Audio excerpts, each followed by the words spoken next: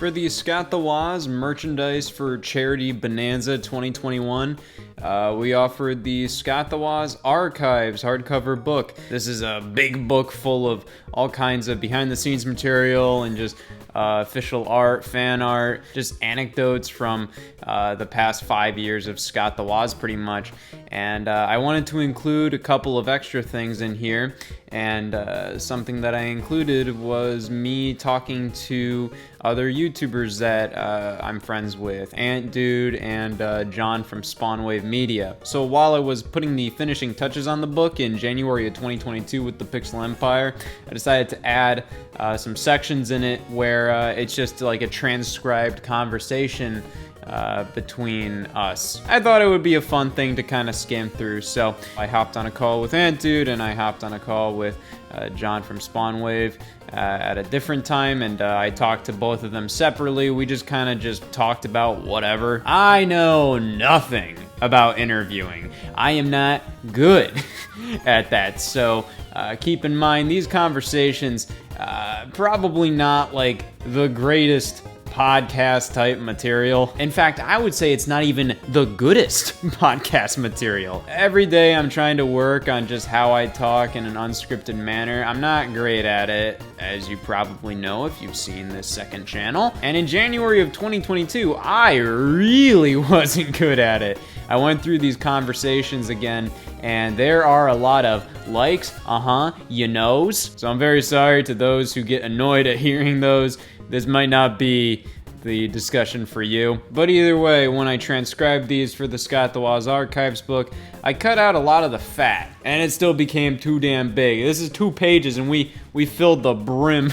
We filled these pages to the brim. And even then, the one with SpawnWave, that went on for 4 pages. So these are pretty full conversations. However, these were only like the first 10 minutes of our conversations. After about 10 minutes of transcribing, I realized that, wow, there's a lot of content here, and that already is probably filling up so many damn pages that I gotta call it quits at one point. So these conversations in the archive book are only about the first 10 minutes of our actual conversations that we had for the archive book. So I don't want those to go to waste. I talked to both of these guys for about an hour each. I'm very thankful for their participation in this, and also putting up with a discussion run by a fucking imbecile. I'm not good at them. I went through these conversations just to kind of edit out a lot of ums or dead space or anything like that. And many times I'm like, Jesus Christ, Scott, shut up and let the other person talk. So I'm very sorry. This is not my expertise, but it's something that I want to learn from and I want to get better at. However,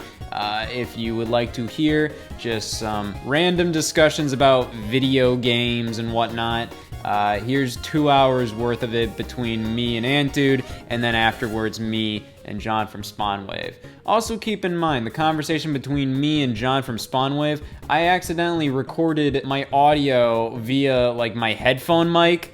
So my audio sounds pretty lame in that one. I sound like I'm over a headset on Xbox Live. The AntDude one turned out fine. The Jon one, Jon's audio is perfectly fine. My audio is kind of garbo, but if you only want to listen to one or you want to skip to the next one, whatever, I'll have chapters for each conversation in the description. Again, thank you to both of these guys for doing this, and thank you to everybody who bought the archive book. This was a massive project, but I want to make sure that if you want to listen to these conversations instead of read the first 10 minutes of them, you can do so. So enjoy.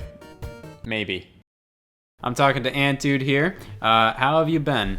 I have been okay. How have you been? I've been all right. I've been just kind of hanging out, just playing some games, beating some games. I'm currently on Ratchet and Clank Rift Apart. Ooh, very nice. It's a good game, except it does feel very much kind of like it is just another Ratchet and Clank game. Oh, to me. thank you. Oh my God, the praise that game got, it's definitely good. Every Ratchet game is good, but as someone who has played all of them, it is just another Ratchet game with prettier visuals. I've dabbled in the first one and I believe A Crack in Time, and randomly enough, All for One. But as in like I've played them for like footage here and there. But the first one I ever played was the 2016 game, which I know a lot of people kind of trash on sometimes, just because as a game by itself, I can tell it's awesome. It's a fantastic game. As a remake, it's pretty lackluster. It's something along the lines of like the Resident Evil 3 remake, where they cut stuff and, you know, it's pretty and it controls great. But man, like when I played that in 2016, that was the first Ratchet game I ever played, and it was so like good. It was just so fun and good, and it was fairly reasonably lengthed. And I just remember, like, it was like one of the last games where it's just like I played through it, and then immediately afterwards I played like a New Game Plus, and I played through it again. And Rift Apart just feels very similar to it, even in terms of visuals. Like it doesn't feel like this huge step up, even though it obviously is. Like it looks really good, but I feel like we've gotten to the point of graphics where it's kind of the point of like, you know, it's just like diminishing returns, where like, you know, this is really good and the next game is obviously going to look better, but it's not this huge step up that I think like Ratchet & Clank 2016 was from something on like the PS3 or something. Sure. I am all for technical advancements. I love seeing, because so many franchises have died over the years, getting to see a franchise like Ratchet evolve over time, and you can very clearly see where the console hardware is leading to. It's just, I don't care. Like, just specifically in Rift Apart, whenever you get to a portal, it's like, cool, it loads really fast, but it's still the same gameplay loop as every other Ratchet game. I don't like the triggers when you're shooting. It gets annoying for every single gun. It's still a good game. It's just not my favorite. Yeah, I feel like under most years it wouldn't have like been nominated for so many Game of the Year awards. I feel like 2021 was just pretty light in terms of like big Game of the Year candidates. And Ratchet was kind of the one like major, like everybody could agree this is a very good game and it's exclusive to next gen. So that's probably why it got... I'm still kind of in the honeymoon phase of the triggers, because I'm just like, hey, this is still pretty cool, you know? And it's just like, they're kind of locking up here. But yeah, I think that's pretty good. But I also played through... I've been going through my PS5 backlog, and I played through Spider-Man Miles Morales, because that was just an 8-hour game. So it's just like, it's a good game, and it's super quick. Astro's Playroom was awesome. Great. And I just got through Metroid Dread and Sonic Colors Ultimate. So it's a nice variety of games. What about you? Because you are also on a bit of a break. Yeah. This January break, I'm always such a fan of. I have we're in the second week of January, and I have already beaten 6 games. Because I got some work to do then. I'm just plowing through indie games, just a bunch of short ones, just left and right. I beat Chicory, fantastic indie game. Blazing Chrome, very short Contra game. What else? Clockwork Aquario, just a little arcade game. Just a bunch of short stuff, and then I'm playing Bug Fables now, and I'm almost done with that. For all the people who have complained about Paper Mario over the years, that was the saving grace, was the indie developed Bug Fables. Well, you're one of the Color Splash defenders. I am. I am too. I don't think it's that bad. What was your control method for Color Splash? Were you like advanced touch controls? I was personally always button control, where you can control the bottom screen with the buttons. I think that's what I did. Yeah. Because I thought the most annoying thing was lifting your hand and using that to touch the screen and getting it away from the controller. And I felt like with buttons, even compared to advanced touch control, it was so much quicker with buttons. Just you didn't have to move your hands, and you could just like tap. And then it's just all muscle memory at that point. Yeah, pretty much. But I really liked Color Splash. In fact, I think I might have preferred it to Origami King. Ooh, personally. That's a hot take. You're not hearing many people saying that when they're that are still alive. No. Yeah. I think the reality of the situation is there are plenty of people out there who like Color Splash. It's Twitter that loses their minds whenever they do. Social media in general. I think I made some joke tweet about when they revealed Paper Mario 64. was coming to the Switch Online service, I made a joke like, "Oh, finally a good Paper Mario game." Just a joke because I've said I liked Origami King, but even then, just a bunch of people subtweeting me thinking they were cool and edgy, saying like, "Oh, you're just a wimp and you were too scared to say anything bad." I'm like, what are we talking about? It's so strange. You're a coward. Because you're a coward. I like, even if you say, oh, there's a second good Paper Mario game on Nintendo Switch, that would still ignite the fires. Yeah. It's, what I've learned with all these things is there's a cycle. There's a cycle for all of these, and we have to give the Wii U a few more years, and then you're going to see so many people defending that, Star Fox. You'll see people talking the praises of Demon's Third. It'll happen. Because some people will randomly get this surge about loving the gamepad, and those are the only games that, like, fully used it to, like, you know, something more than just a button or a map. Yeah, I think, well, we are on the 10th anniversary of the Wii U this year, which is crazy to think about. I have a lot, it's always weird. Do you ever get, like, nostalgic over something that released, like, a year ago or something like that? I mean, yeah, a lot of it's just based on the time frame it was in. Like, I'm already oddly nostalgic for Origami King because of everything else that was surrounding it. Yeah, I'm kind of nostalgic over, like, Hyrule Warriors Age of Calamity, and even just stuff like all of the discourse that happened when, like, 3D All-Stars came out.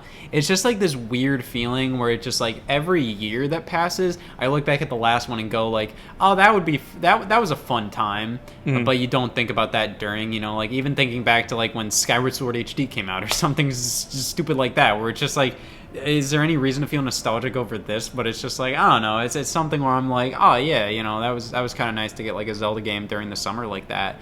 But yeah, I am just like, I do feel nostalgic over the Wii U era simply because Nintendo was at their lowest point, and it was oddly fun being a fan of kind of like the underdog during that time, and to just be there during like their lowest time, and to just like, it just kind of made every new game release that much more special. Whereas now, like, Nintendo would be like, screw it, DC Superhero Girls Team Power, like, yeah, just whatever, and then nobody talks about it. Nobody talks about Big Brain Academy. I know, that's a shame. Brain. That's a shame. I played your Ghost. I was not proud of those moments because that's the thing. That game, you cannot play that game in docked. You cannot play that game in docked. Absolutely. Like, I was playing it in bed. Yeah, because like it even shows you on like your little avatar. It's so cool. Like, yeah, how like what color Joy-Con and Pro Controller they're using.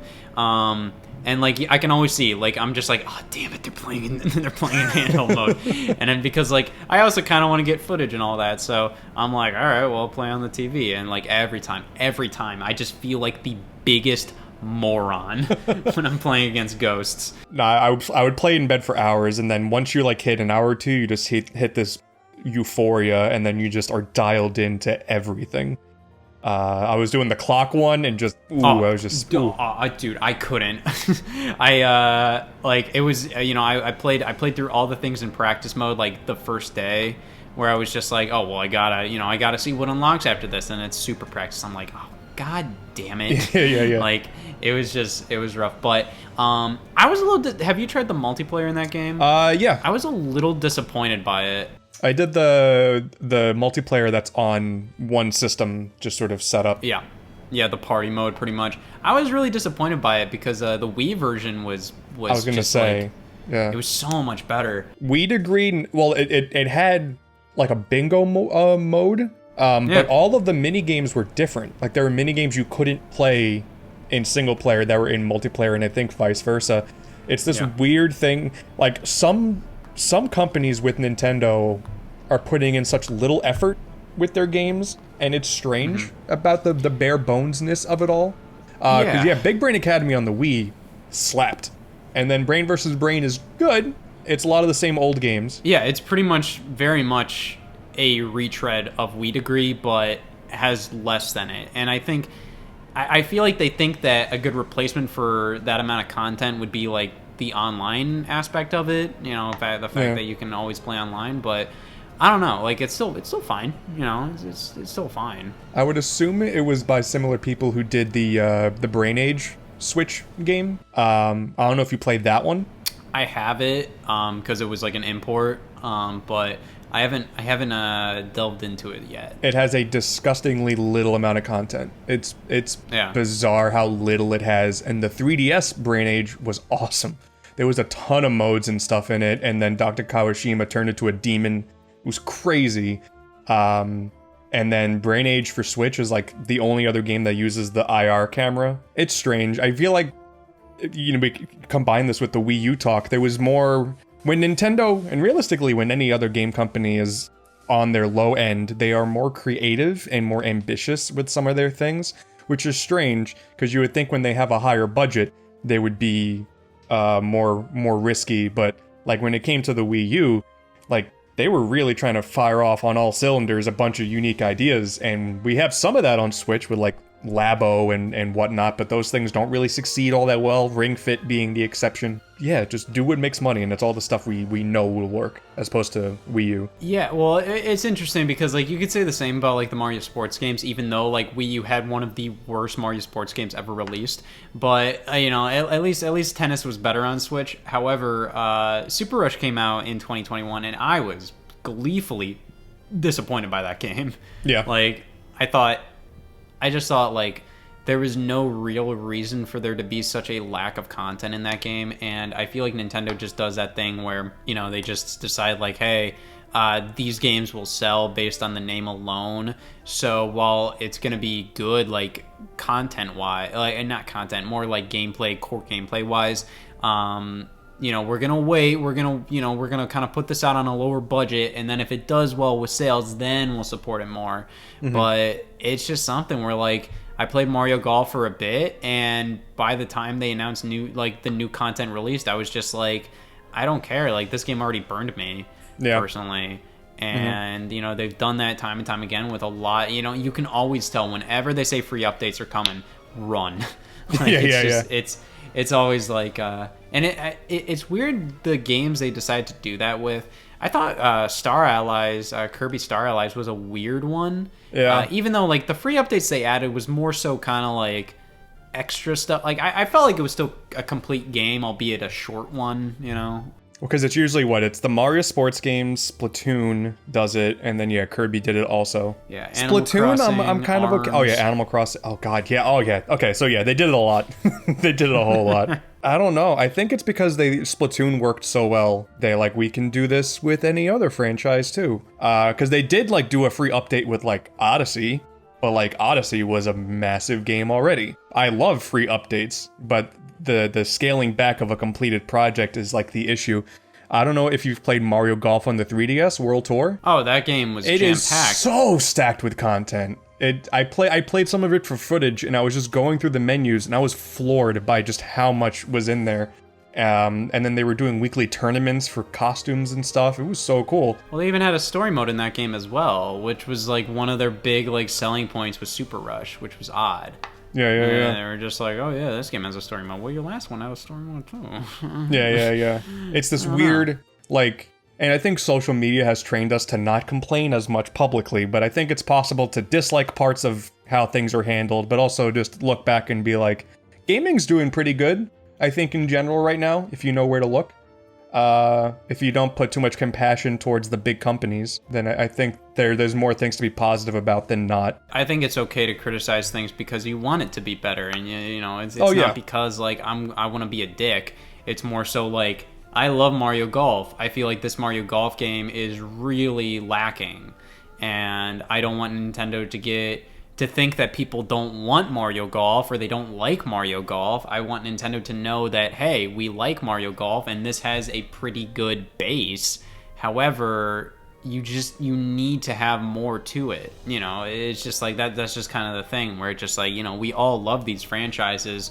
We just want them to be better, and when, you know, they just don't really add up, because like I didn't really see anybody like complain about Metroid Dread. No, because I was just a straight up, besides the length, the argument about if a $60 I don't know, man, that game was so hard. I look at my Switch runtime and I'm just like 15 hours, my god. Yeah. Like, I just kept dying, but the end credits or the end screen said I only spent like 7.5 hours in the game. I'm just like, bullshit.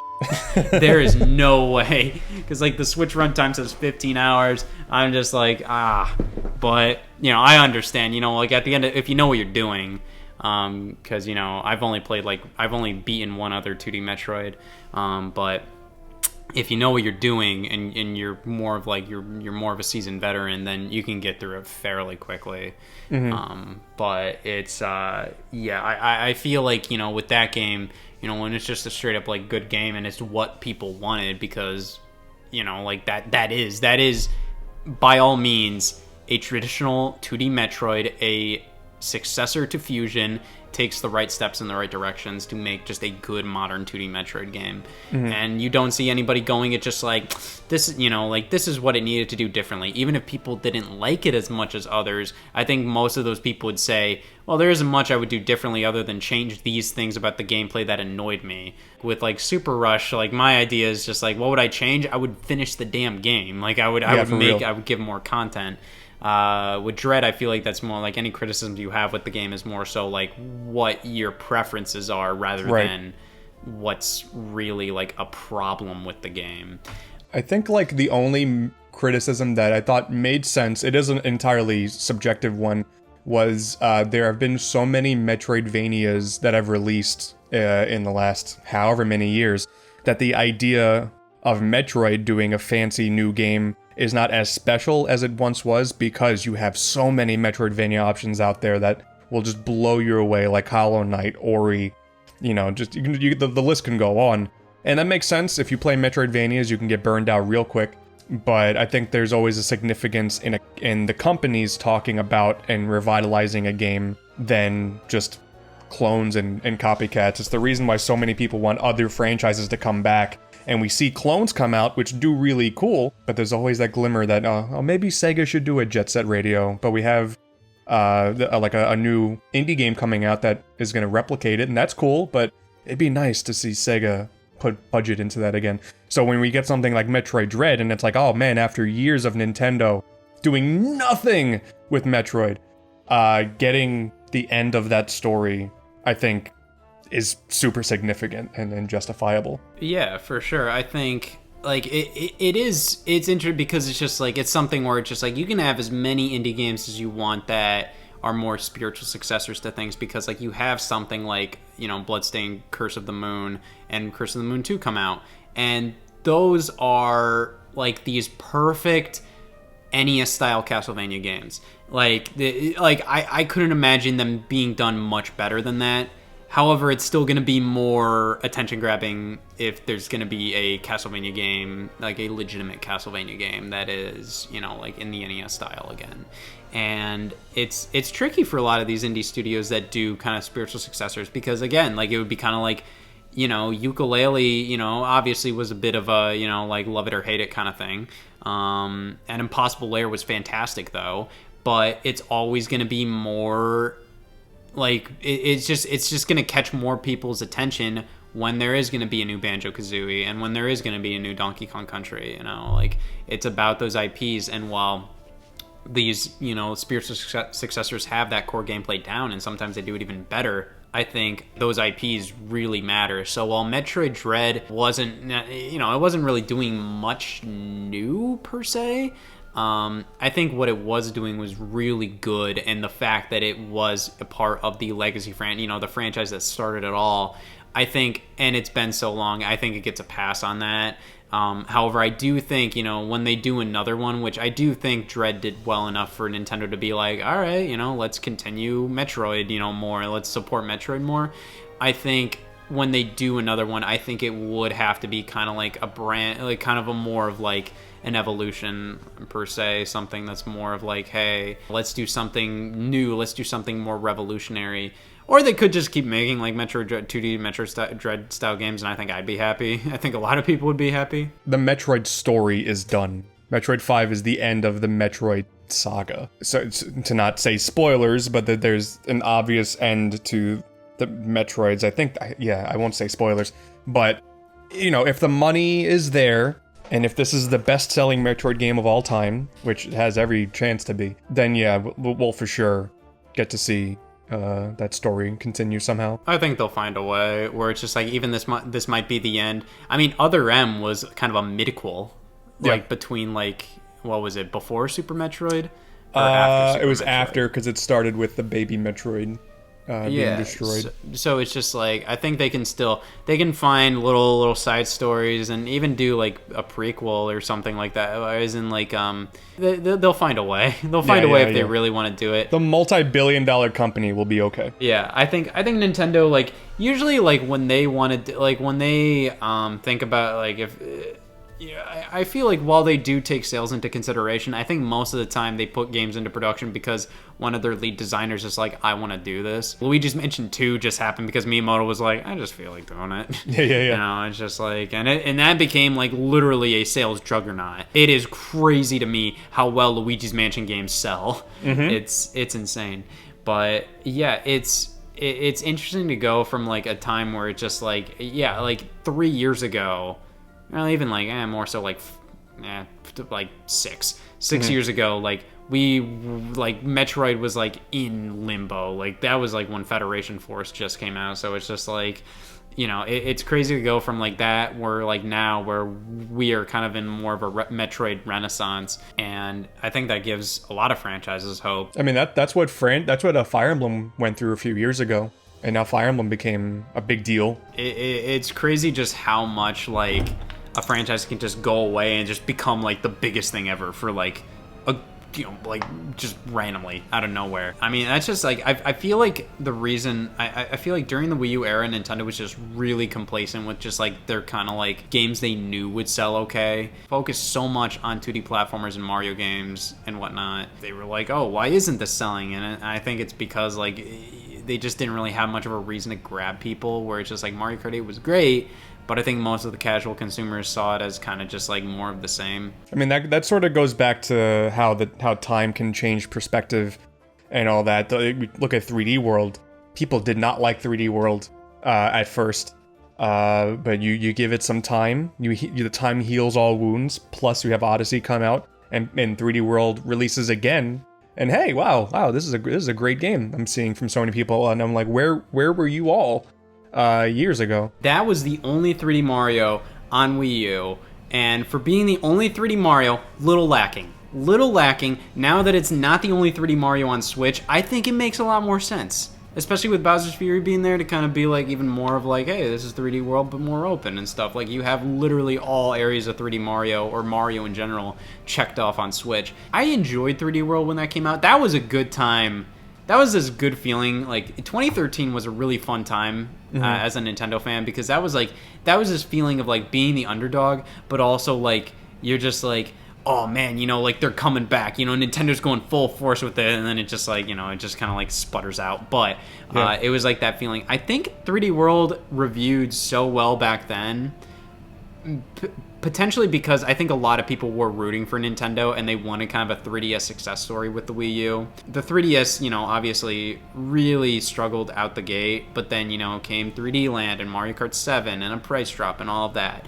And we were starting to see that with Wii U happen all over again in 2013. And I think a lot of people really wanted like the Wii U to kind of come back, especially when it was coming out, you know, like the new consoles were coming out. I think the Xbox One launched the same day as 3D World. Yep. And they just kind of wanted, I just remember this iconic picture of like somebody with an Xbox One box in the trash with like 3D World's title screen in the background. And I just think a lot of people were really rooting for them around that time. 2013 was a fun year as a Nintendo fan because the 3DS was just kicking ass. Oh yeah, no, like not only did the Xbox and 3D World release on the same day, I want to say Link Between Worlds released on that same day also. And Mario Party Island Tour. Do not forget Mario Party Island Tour. Cannot forget. Only the worst game in the franchise. Would you say that? Really? There's like 10 is kind of offensive to me. The mini games are good.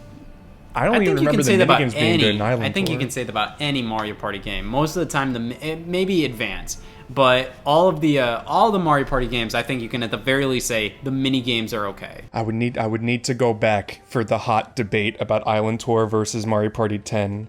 I'm glad to know Mario Party E is not in that discussion. I still have to play Mario Party E. I'm looking forward to it. It's going to be a good time. I got a complete set, man. I have it somewhere over here. Oh, it's right over here. Yeah, I got it right over there. I can crack it out whenever I want. I've just been too scared to.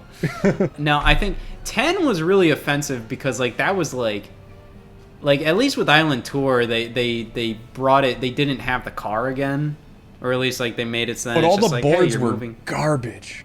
The boards were the same from 9, as in like they were all linear. Yeah, so having the old Mario Party gameplay loop with linear boards was not good. However, at the very least, to me, that showed they did at least try to bring it back. But then 10, they brought it right back to 9's formula, and that was literally like, hey, 9 sucked.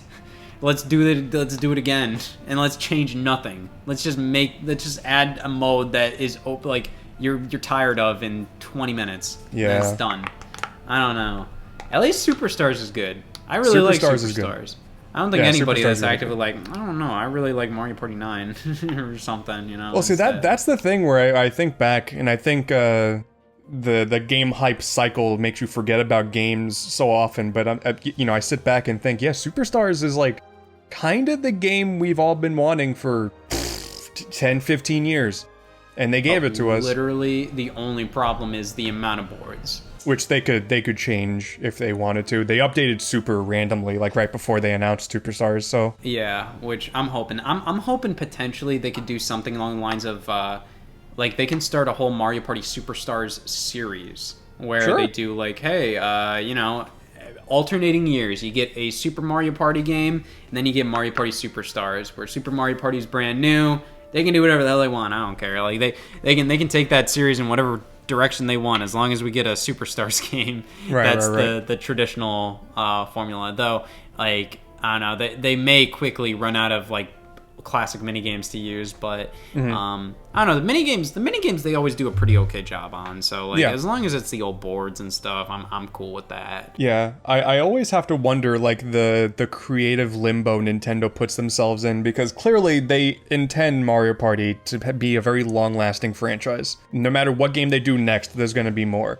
So you can't make the ultimate Mario Party game, because then what do you do next? That's where we're at with Smash Brothers now. They made the ultimate Smash Bros, and now what can the franchise possibly do next? They're not gonna add more. They have to do something new, which I imagine is a scary thought. So when it comes to like Mario Party, they could have added every single board and minigame, but then what do they do if they want to pander to us again? And now everyone's wondering about Mario Kart 9. They made the ultimate, quote, Mario Kart on Wii U, released it again, and now what do? We don't know. Here's the interesting thing with that. I feel like a lot of people will not, this is going to sound very rude, a lot of people will not shut up about this being like a Nintendo crossover thing and that being the gimmick, and I just think like, I don't buy it. They did that in Mario Kart 8.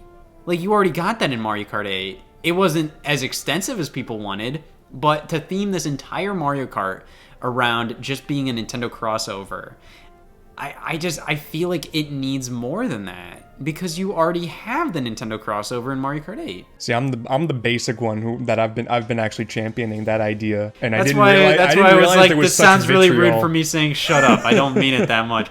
I'm just like, I like, you already have that in Mario Kart 8 though. No, yeah, I saw so much vitriol on social media about it when just one person had a thought about Nintendo Kart, and then everyone lost their minds for 36 hours. It was a sight to behold. I didn't realize there was so much vitriol against the idea. I guess Smash has burned people that much. I think the idea of hyping up a Mario Kart racer, and it's like, oh wow, it's the Star Race FX car, whoa! And I just think that could be kind of cool. I understand that people would get disgusted, be like, oh no, Master Chief can get in on a Warthog, don't you worry, and then everyone just starts fighting. Oh, I don't mind from that point of view. I don't mind from like a purity point of view, for like keeping Mario Kart pure, because frankly, them keeping Mario Kart pure is how we get like not like all the Koopalings and all the babies and all that stuff, and Pink Gold Peach. Yeah, so it's just like, I don't mind. I think it's cool that the Nintendo, Link and the Animal Crossing characters and the Inklings are in Mario Kart 8. However, the idea of that being like the entire image of the next Mario Kart is just a little like, like it's just like that is already kind of in Mario Kart 8. So I'm not really sure how exciting that would be, other than like, oh, this is really cool. But I feel like it wouldn't, because like I think Smash Brothers is really cool because it's kind of like that whole like, oh man, you know, being added in Smash Brothers is like, wow, this character's being added kind of into a Hall of Fame of sorts. With where Mario Kart, it would be kind of like they've already shown they have no regards to character selection in that game. No. They're just like, we're adding whoever the we want. Yeah. So it's just like, I don't know. I'll definitely eat my words when it comes out, and literally like same. all the cool Nintendo characters are in it. It's just currently in the speculation phase.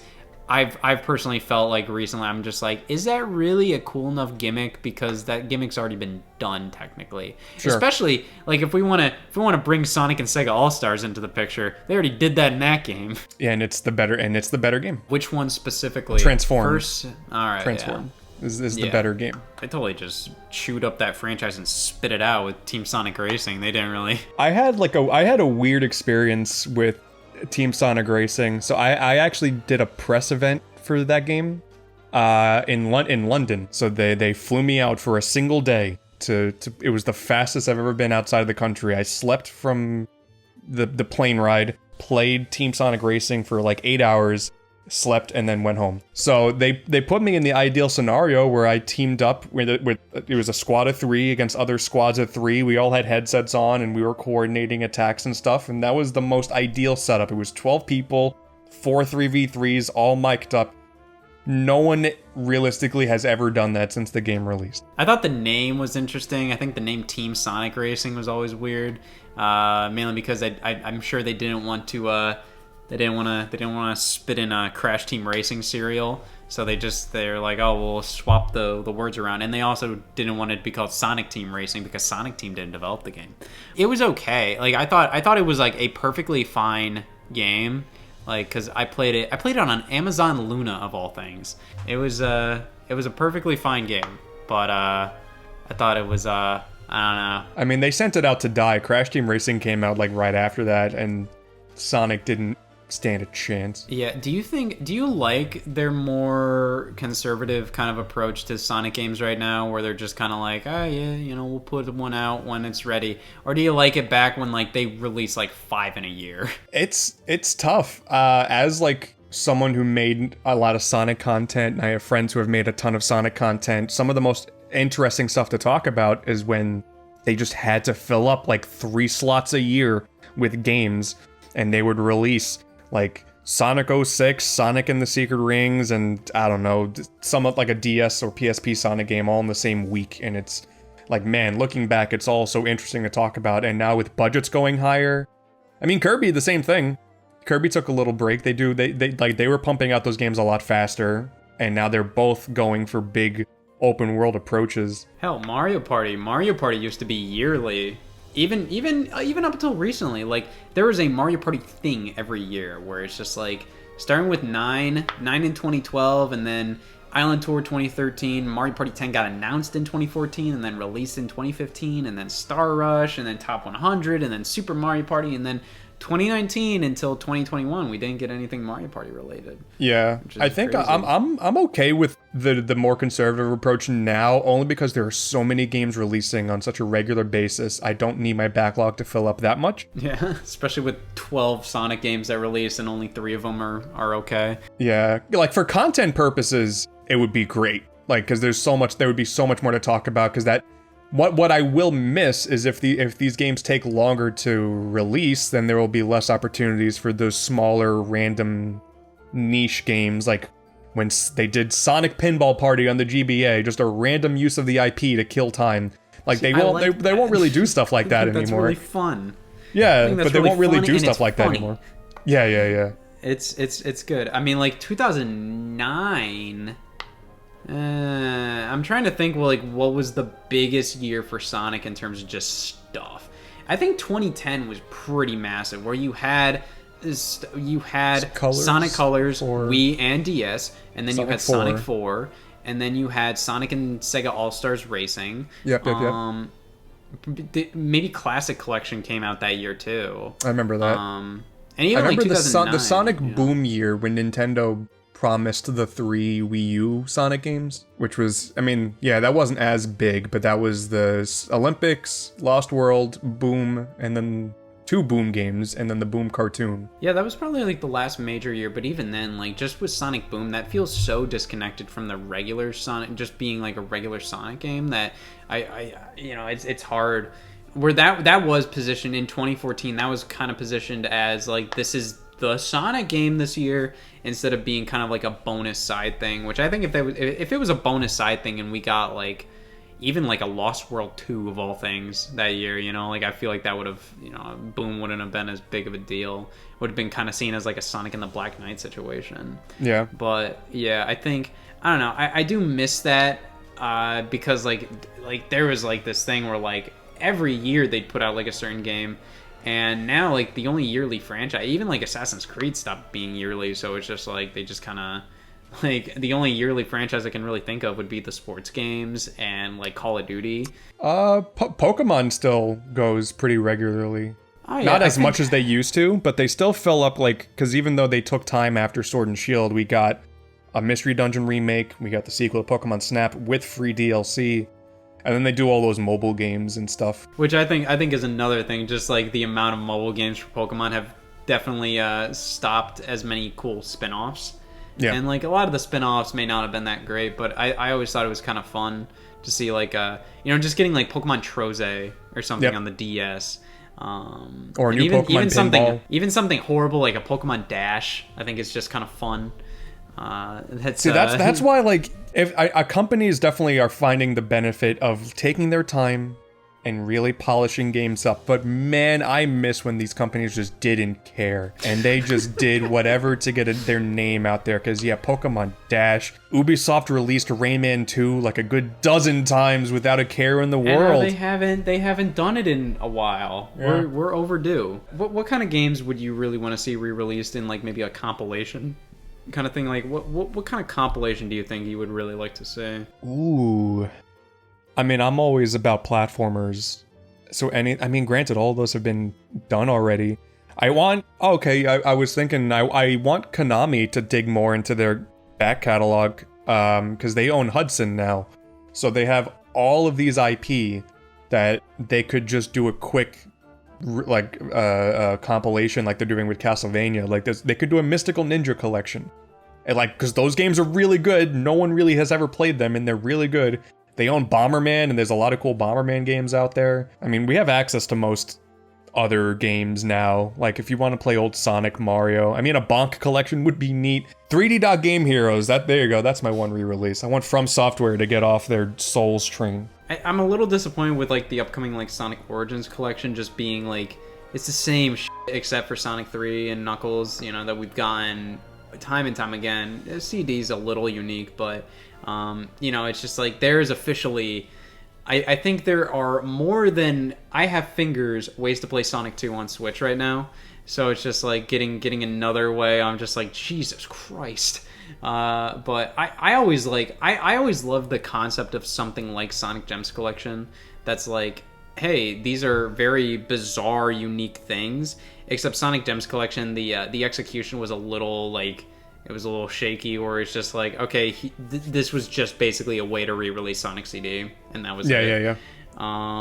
Because it's literally like, they could have included so much more with just getting Knuckles Chaotix, or even like, they wanted to do prototypes, they wanted to do Sonic Crackers or something like that. Crackers. There's a lot of stuff that I thought would have been awesome to see. Even like getting like the more obscure like Mega Man games as a part of like the Legacy collections. I would have loved to see that's such a weird, like, all these companies hate emulation so much, and then they have all the opportunity in the world to not make people want to go and emulate their old franchises, but then Capcom will come in and be like, this is the Mega Man Legacy collection, all the Mega Man games in one place, except it's objectively not. And people are just hurting themselves not playing Mega Man 5 on the Game Boy. It's just having the Game Boy games, even like the Game Gear one and Wily Wars and all that stuff.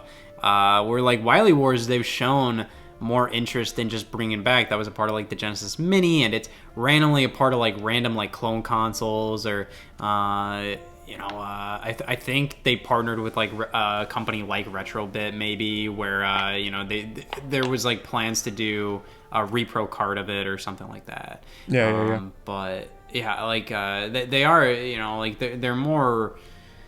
They're putting that out on more stuff, but like they're still like they just don't put it a part of like actual collections that people are playing. Or it's so strange. It's crazy. It's so strange. I think I'm liking the amount of stuff coming out, though I do miss kind of like stuff like the Wii Virtual Console, which is how everything was kind of uniform, a part of like a single like, oh, all these games are a part of the screen, and it kind of felt a little more like I had a virtual game collection. Well, I think it should just be up to the companies to do a better job displaying digital collections, because the Virtual Console idea, I think, is neater spoken about than in execution, because I don't... Like, sure, it's cool to have every game available for purchase, but if that's the case, there aren't going to be many people buying Excitebike, especially... when it's going to be put on sale the same day as some indie game that's trying to get some sales. So like that whole Virtual Console idea, and I mean it might be a hot take, but all the statistics show that all the people who want that level of backward compatibility, when they are given it, like with Xbox, they don't really take advantage of it all that much. It's just more of like a cool feeling that, you know, helps you sleep at night. Where you're just like, I can play everything on this thing. You could play Blinks the Time Sweeper on your current Xboxes. And I have. I'm one of the few. I'm one of the few golden childs. I apologize. You know, to be fair, you know, with my PS5, I haven't really played many PS4 games on it recently. In terms of just like, oh, you know, what am I going to play on here? You kind of want to play the new stuff on your new system. However, having access to that old stuff, I think, is important. But I think it's interesting because you know, we went through the Wii U era just bitching about the Virtual Console setup and just, you know, like, oh, why isn't this better? And I remember everybody was saying Nintendo needs to do a Netflix-style subscription. And we kind of pretty much got exactly what we wanted, but we're still bitching about it. I mean, like, everyone wants that utopia where it's every NES game that could realistically get scored a 70 or above should just be available for free at the click of a button. And it's just not gonna happen. We're not gonna get it. You're never gonna see Little Samson re-released. You're never gonna see Panic Restaurant re-released. All these really good games that are never gonna happen. And it's not worthwhile for a company like Square Enix or whatever to re-release their high-budget games that they could resell on their own for free. And I think when they do release them on the Virtual Console, there became such a stigma with the Virtual Console branding that there's no benefit there either. So it's put in this weird debacle that I don't know what the real solution is. Because obviously, for the sake of gamers, yeah, all these games should be available. Not having to resort to ROM websites would be great, but that's just where we're at. Yeah, more people just want to check out the new stuff. Yeah, it's just you know, the NES and SNES stuff online on Nintendo Switch Online. It's obviously far from perfect. It's far from ideal, in fact. But I feel like Nintendo did listen to the customer, just because like they heard how it's just like Virtual Console isn't working out. We're tired of rebuying the same games over and over again. And I think their solution isn't great, but it is very much in line with like what people were asking. I feel like the problem is how it's linked to the online multiplayer subscription, where it's just like you are buying this, you are paying $20 a year for the privilege to play online multiplayer, and also here are a bunch of NES games. And I think that makes absolutely no sense, considering most people buying the online are playing Splatoon and Smash Brothers. So why would they care about playing Donkey Kong 3? Right. It's a bit tricky. And then, you know, on top of that, the expansion pack is just a joke. I think there's a lot of stuff that could be better with it, but it is interesting because, like, you know, we just went through the Wii U era just complaining all the time, and I just remember everybody saying Netflix-style subscription or a subscription service with all this, and they gave it to us. I just see nobody talking about that. It's that weird hype cycle again, man, because everyone said that these services should have been here since the beginning. That means when they announced the N64, people are like, "Oh, finally! It's finally here. That's awesome." And then it comes out, no one's really playing it. Oh, Paper Mario comes out in like 2 weeks. Oh, dude, Paper Mario, let's go! I haven't seen anybody on my feed besides maybe one person playing it. And then they say, oh, Banjo's coming also. I'd be like, oh, that's sick. And then probably same thing. So it's, I don't know the return on investment. Clearly it's enough on a company level. It's very strange as on the consumer level. Yeah, it's I don't know. It's something that like I think the problem is because so many people told us like, oh, the emulation is bad. The emulation is bad on here. Where realistically speaking, I think I would play something like the Nintendo 64 on Nintendo Switch Online and say this is fine. But then when people point out like, oh, well, it's bad and you should feel bad for playing a game on this service or something like that, then it makes me want to go like, oh, well, I only want the best for me. I only want to play the best possible emulation on these things. So I just, like ever since it launched, like I haven't really touched the Nintendo 64 games. And it sucks. It sucks because like I've always been like, oh man, I really want to play these games on here. But to be fair, like most of the games they release, like, you have Mario 64 on there. I've been able to play Mario 64 on my Switch for over a year at this point. Right. And the other stuff like Mario Kart 64, that's awesome. I like Mario Kart 64, but it is very, like I'd rather play Mario Kart 8 at this point. Yep. And whatnot. So, you just have like these games where it's just like I do have better options. Just kind of a weird, like you said, it's weird with the hype cycle. But to wrap things up, because I think we have more than enough content here. Oh my goodness, yes. Holy cow. I think we got more than enough. What do you want to end out on? Look at anything in your room. Tell me what you want to end out on, in terms of a discussion, I guess. No, I could be a little cheesy for a second. I could be like, Scott, congratulations on all your success over the last, few years. I realized I went back and I discovered you fairly early on. I think it was when you did Call of Duty on Wii. And so that was really early on. I just DM'd you. I'm like, your stuff's funny. Good stuff. And then obviously you skyrocketed to where you're at now. And you never forgot the little people like me. So I appreciate it. But yeah, congrats on all your success, because it's obviously really cool as a mutual in the content creator field. Well, I really appreciate it, man. I've always considered you to be a very just great colleague to have and a good friend to have in this whole field. Well, thank you so much for doing this with me here. It's always an honor to talk to you and have you be a part of these projects like that. I'm just gonna have a bit of a conversation with Jon from SpawnWave just to talk. This is for the charity book in 2021. But if I record this and I put it up somewhere else, then I record it and put it up somewhere else. But tell me, how have you been?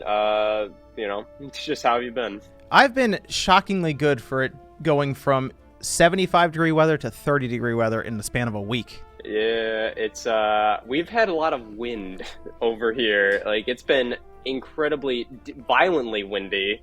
So have you had any like snow or anything like that? Just snowed earlier this week. It's going to snow again tonight.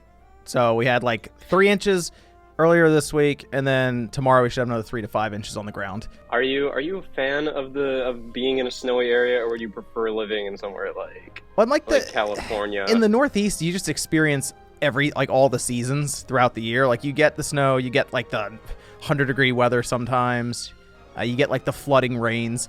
I don't mind it, actually, because I feel like when you're in a season for too long, you just go, I'm ready for the heat, and then you're in that for a while and you're like, I'm ready for the cold.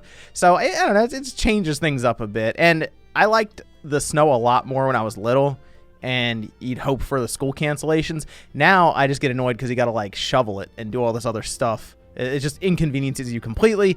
But we did go sledding. You throw the snowballs around with the kids. So it was fun. And like now it's a little more fun when you get kids that can like fall down the hill and roll down the snow and stuff. And, that's more fun. It was like when it was just me and like my wife, and it was like someone has to shovel the driveway because there's like a foot of snow. Because we'll get that occasionally. There'll just be a foot of snow outside. It happens. And that's frustrating. But I don't mind when it's like 3 to 5 inches of snow, because it's just enough to where you can play around in it and sled and all that, but not too much to where it's just you're snowed in for like a week. I found out the hard way that I have to salt my driveway now that I own a driveway. Oh yeah. There's a lot of there's a lot of things that I take for granted, like, because like living at an apartment, they shovel the sidewalk for you, and they salt it for you. Every increment of living on your own is just realizing you took so much for granted. Yep. When you go from living just at your parents to like living somewhere like a dorm, or later on an apartment or something like that, you start to realize like how disgusting like human beings are, because your parents aren't there to like clean up the house or something like that. Because I'm just I look at the shower and it's just like, God, this is disgusting. What's wrong with me? You gotta get so you don't clean. You gotta get the daily spray. You get it, and whenever you're done showering, you just spray down it takes like 2 minutes, and then you're good. Yeah, well, I know that now, and even then I forget to do that. But now, now that I've moved on to a house, it's just this giant like list of just like there's so much more stuff involved. Being in Ohio, there's so much, like, you experience everything. You experience every season in like September. Everything goes on here. I do like being able to experience winter, though. Like, after a while, winter gets really annoying, because like you're just kind of like, all right, I'm ready for this to be over with. But it's just something where, if I was living in a place where it's just always hot all the time, like, that would be really nice. But I feel like it would be this weird thing where like you just don't experience like half of just the world. There are some places where it's just always like 50 to 80 degree weather. It never goes below that. I know in certain parts of California it's like that. Or if you're just in like Florida or something, it's always nice. But I don't know. I do like the snow from time to time. I think it's nice to change things up. Now that you don't have to think about like snow delays or something. I mean, like, have you ever canceled going to the office because of snow? Not yet, actually. I'm in like town, so like the snow plows come through even the night before it snows, and they salt the road. But there are like a couple people I know that are like out of town, and they're like on the outskirts of like the suburbs, and they don't get a snowplow coming through for like 2 days if it snows hard. So they're just stuck. You got to get like you got to get your own snowblower and like take care of things, because otherwise you're not going out for like a good part of that week. But we've always been in like this town area, so I've never had an issue where I can't get out after maybe half a day if it snows really bad. Well, I mean, like you do have an office, like you got that office like around like the beginning of 2020, right? Yes, I was very smart. I signed the lease like 2 months before the pandemic. Yeah. I was on top of things. I think like the idea of an office is always like really cool to me. I'm not sure if I'll do it. It's this really cool like verification of, wow, my thing got this far, where it's just like you have an official office building. Would you recommend it? Like, how much has it bettered your production or your business side of things? I mean, I think it was good because I can just leave setups up. Like, I have 3 rooms here. In one room, I just leave like a whole setup for like an overhead camera shot, like a front shot, and all of this with monitors for doing like any of the tech teardowns. I don't have to move everything around, whereas before I'd be in my basement and I'd have to set all of that stuff up in order to do any filming for it at all. And I'd have to put it in the exact spot. So I'd have like tape all over the floor to try to remember where cameras were set up and all of these different things. Whereas here I just have that set up. I have my news with the green screen all in like one whole side of the other room. And then in here I can set stuff up for like doing like spur of the moment filming. So I like it in the sense that I don't have to tear everything down and set it back up. And it is nice to go to a place where there's like no distractions necessarily, because at home you might get distracted with different things. And I can kind of set things up here too, where I have like a TV over here and I have a bunch of game systems hooked up. So if I want, I can just play games here too.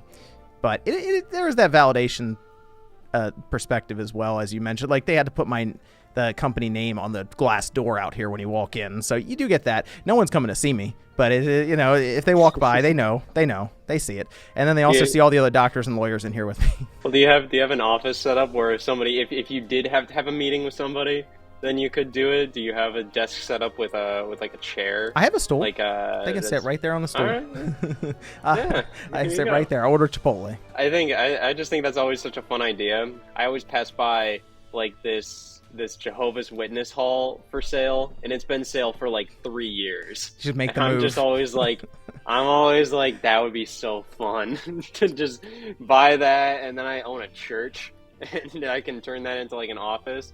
It would be a horrible idea, absolutely horrible idea, because like that thing has been on sale for 3 years. Like if I would buy it, I could never resell it. But it's always like this fun idea. Is it like a where big? I'm just like, Is it a big open area in there? There's no windows. It's basically just like I think like the Zillow listing said it was like it has like 10 plus half baths. Wow. And like 3 rooms to it. But that's just like they're listing it like it's a house. Oh. So it's just like it's just like just call it a church. Like it's just, that's what it is. Is it? Are they really big rooms? Because you could like build your own walls in there and you could literally do sets in there all over the place. So that's kind of like the cool idea. It's a church, so it's just like you have like one big room that's kind of like the hall, and then like a couple other rooms, probably like the place where people start walking in, and you have kind of like a little like a desk or something, and then like maybe in a couple rooms outside of that. But yeah, I mean like something like that would be a lot of fun. But it's always like this feeling that like since I'm the only person working on this stuff week by week, like I feel like it just makes sense to just have everything in the basement right now. Yeah. Just always be like, all right, time to work, and then I go downstairs and all that, because originally this stuff was all just like out of my own bedroom, like where I slept, and then when I got an apartment, it was its own bedroom in a 2-bedroom apartment. But after a while, like I'm sure you know this, like after a while, like the equipment and like what we do, like we buy a lot of games. I collect a lot of stuff for this kind of stuff. Yeah, so it's just like that stuff was just all over my living room at some point, because like I just didn't have any room, and it got just like it's something where like you just can't escape it, and you don't want to stop loving this stuff. You want it to be like always be exciting and fun. When you like go and like, oh, I want to play a video game, or I'm going to capture footage for this video, and you always want it to be kind of a fun experience. And then it's just like you're always around it. Like I had to buy so many like Skylanders and stuff for a Toys to Life video. I'm like, I don't care about this stuff, but it's just like it's just clogging. Oh, it was man. always on my kitchen table. Kids used to get so excited for those things back in the day. Like at the store I'd work in, we'd have like a whole bin of them, and people walk in, it was like 3 for $10 or something. The kids would just go crazy over it. And it's funny that you say that, because you could just buy like a whole tub of them and you just throw them around or whatever. It's not even a big deal. It's like we become so jaded as we get older and as we get more exposed to all this stuff over time. Yeah, hey, I think it's gonna be because like Guitar Hero, like stuff like Guitar Hero, it holds its value online, because a lot of people are like, man, I remember Guitar Hero, I really want to play that again. Because I never owned like a full Guitar Hero set or Rock Band set. The only one I ever owned was DJ Hero. I finally found like a new in-box version of like Guitar Hero World Tour. So I got that, so I'm like, all right, I have it. I have a set. There we go. Boom, done. So it's just like, I feel like those Toys to Life games, because when I made that video, I saw a lot of people, like a lot of younger people, just like really nostalgic over that stuff. So I feel like if you wanna invest in something, I'd say just buy a tub of that stuff and just leave it in like a closet for a couple of years. We used to mess those drums up. Like I remember when that was really big, the Rock Band stuff, and we would just those drums would get beaten on so bad. So I'm not shocked that those instruments are so rare now, because like the whammy bars are probably busted. I mean, it's all plastic anyway, so it wasn't like super high quality at the time. But that when we went through that boom of like the musical like games and everything, looking back on it now, it is pretty funny that people are so like nostalgic for it, because it doesn't even feel like it was that long ago. No, it was just like last generation, and they tried to bring it back in 2015 and it didn't really take. I think Rock Band 4 did okay, because like Harmonix is still supporting it from what I remember. Like they still like put out stuff every now and then. Guitar Hero Live like just crashed and burned. Like that was just never worked out. But I feel like it just shows that it's just like people are nostalgic over this stuff, but they don't really want it back. They just kind of want to play the stuff they remember. Exactly. I don't think the market really responds to like $100, $200 like video game thing like that. Something like Ring Fit Adventure does incredibly well, because it's something new and exciting to some extent. Where like something like Rock Band 4, I feel like that didn't do as well because like it's not exciting. It's just the same thing all over again. Right. And I think a lot of people are like, oh, I'd rather just buy a used copy of like Rock Band 2 and re-experience my childhood or my college days or something like that. I know you used to work at a video game store, and I know that's where you get, I mean, was that where you got a lot of your knowledge for just how tech works and just like taking stuff apart and fixing it and all that? Is that where you got that knowledge, or did you have that beforehand? Well, I mean, before that, it was a lot of PC stuff mostly. 'Cause we were making PCs and stuff before, I'd say before it really caught on with the mainstream, and that was back in, it might have been 2001? It was a long time ago, I'll say that. This is when video cards were first really coming around. So even before then, we didn't have like video cards or anything. We had like Compaq and Packard Bells and like these really old looking towers. But eventually the video cards started coming out and I got into like building PCs. But later on, after like high school and everything, I was looking around and a lot of stuff started popping up for repairing consoles in my area, and just ended up going to a couple stores and moving around between them just to help repair stuff. And so from there, it was all consoles, cell phones, laptops, the whole thing. And it was about 10 years of doing that. So it was just constantly working on, I don't know, maybe 7 or 8 Xbox 360s in a day, or 4 or 5 PS3s in a day, or it was just constant working on all these different systems. Handhelds, I worked on a lot of 3DSs and DS systems and PSPs, and it was just constant mismatch of all these things. Then I got like laptops and cell phones and stuff. So it's just a lot of experience in it that built up to that knowledge base that I have now of it. Would you say it's something that you really like doing, or would you say it's just something that you're really good at? Or like both, you know, like would you say it's just like, oh, I know how to do this, so I'm gonna do it, or is it something where you're like, oh, let me take this apart because I really like just seeing like the inner workings of this thing? It's a little bit of both. I mean, you get to the point where you do like 1,000 Xbox 360s and it's just kind of going through the motions, especially for like laser repairs and stuff. But you know, occasionally like a new product would come out. Like I remember when the PS4 and the Xbox One came out, we bought them as a store just to take them apart, and like those were interesting, or the 360 Slim. But now I enjoy just buying these systems that are weird and taking them apart just to check them out inside, or even just going through ones I remember and just kind of talking about what makes them work. Like I got this old gaming laptop, and it was from when I was in high school, 2000. Actually, this would have been just after like 2006, 2007. And like I'll go back looking at that in a video, and it'll be interesting to go back through it because gaming laptops are so different now. Even like Apple laptops are completely different now, everything. So like, that'll be fun to look at. But now at this point, it being a video and me not having to worry about like a customer repair or something, it is a bit more fun, I would say, for me, because there is like that stress of when a person who plays a lot of Call of Duty or whatever drops their system off, they want it to be done immediately. Like, they don't want to wait. They're like, is it done? Sometimes they would just hang out. They'd be like, can I wait for this? Like, it's probably gonna be like 2 hours. They would sit in the store for 2 hours and wait. And sometimes it was like a parent, and they're like, I don't care when we get it back. This kid they need to learn, okay? So it's school year, so keep it longer if you need to. But I mean, have you personally had a console breakdown? Like, have you had like a personal, like your own system, like need repaired? Oh yeah. I'm not sure if I have. My PS3 was like yellow lighting at one point. I had a 360 that red ringed as well. Those were mostly it though. I didn't have anything that was like over the top other than that.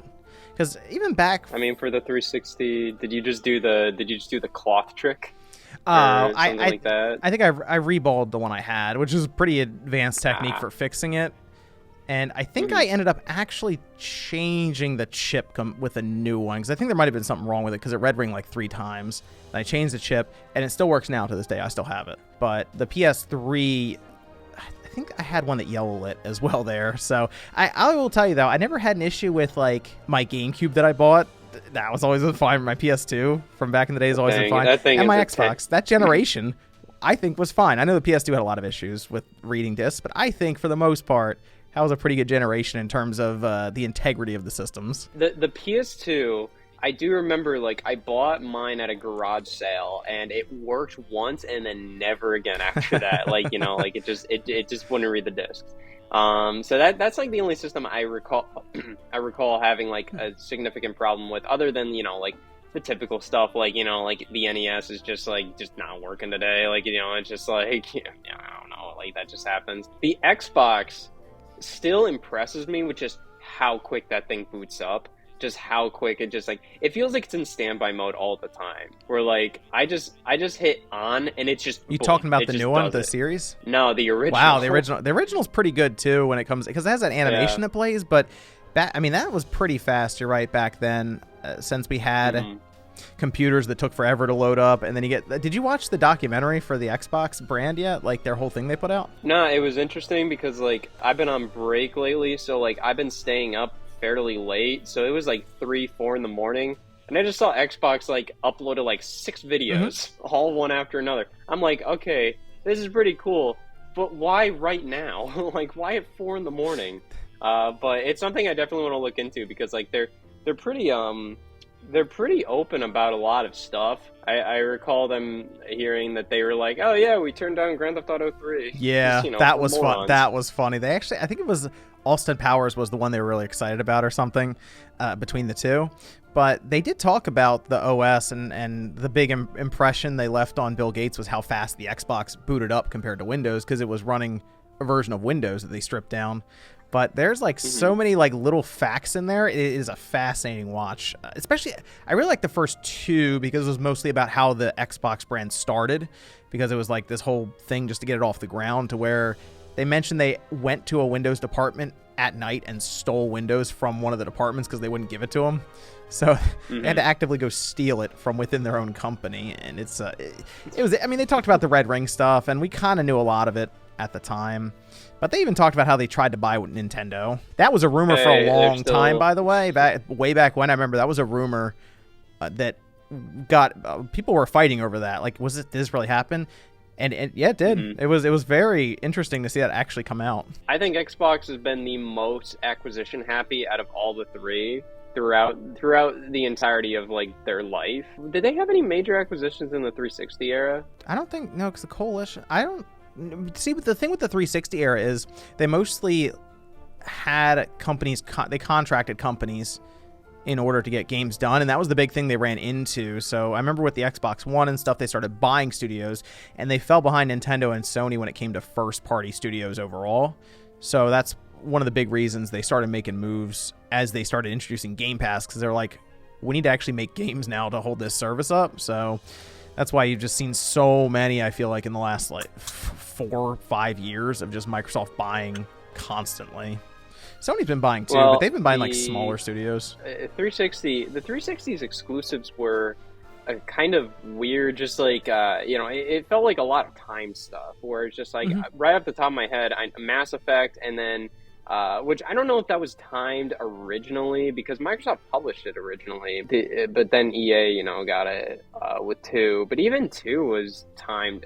2 was specifically a timed exclusive. 1 was like originally like just a full-blown one, and then BioShock was exclusive for a bit. BioShock was a big one. 2 off the top of my head, but those eventually came to PS3, or their sequels did, and then the first ones came to PS3 afterwards. Call of Duty 2 was a big one too, and that launched on the Xbox 360 specifically, and that I remember seeing that, and I was like, this actually looks next gen. Yeah, now looking at it looks like a souped up original Xbox. Yeah, but at the time it was like, look at the smoke from this grenade.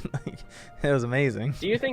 Do you think we're gonna get to that point with like this generation where we look at it and we're just like, this isn't that great looking, you know? It's just like, you know, because it's just like, I originally had that feeling with like PS4 stuff, and when I look at like a PS4 game from like 2013, 2014, like they evolved significantly throughout the generation. Like, it is crazy how much they perfected presentation of things.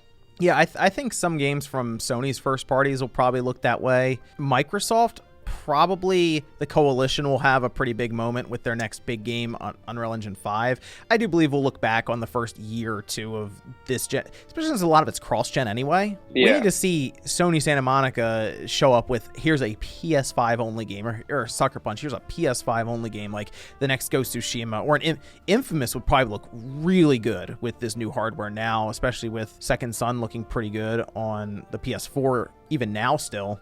I think we'll get there, but the thing that I believe will really put people over the edge with this stuff, I feel like we'll be that PlayStation VR 2.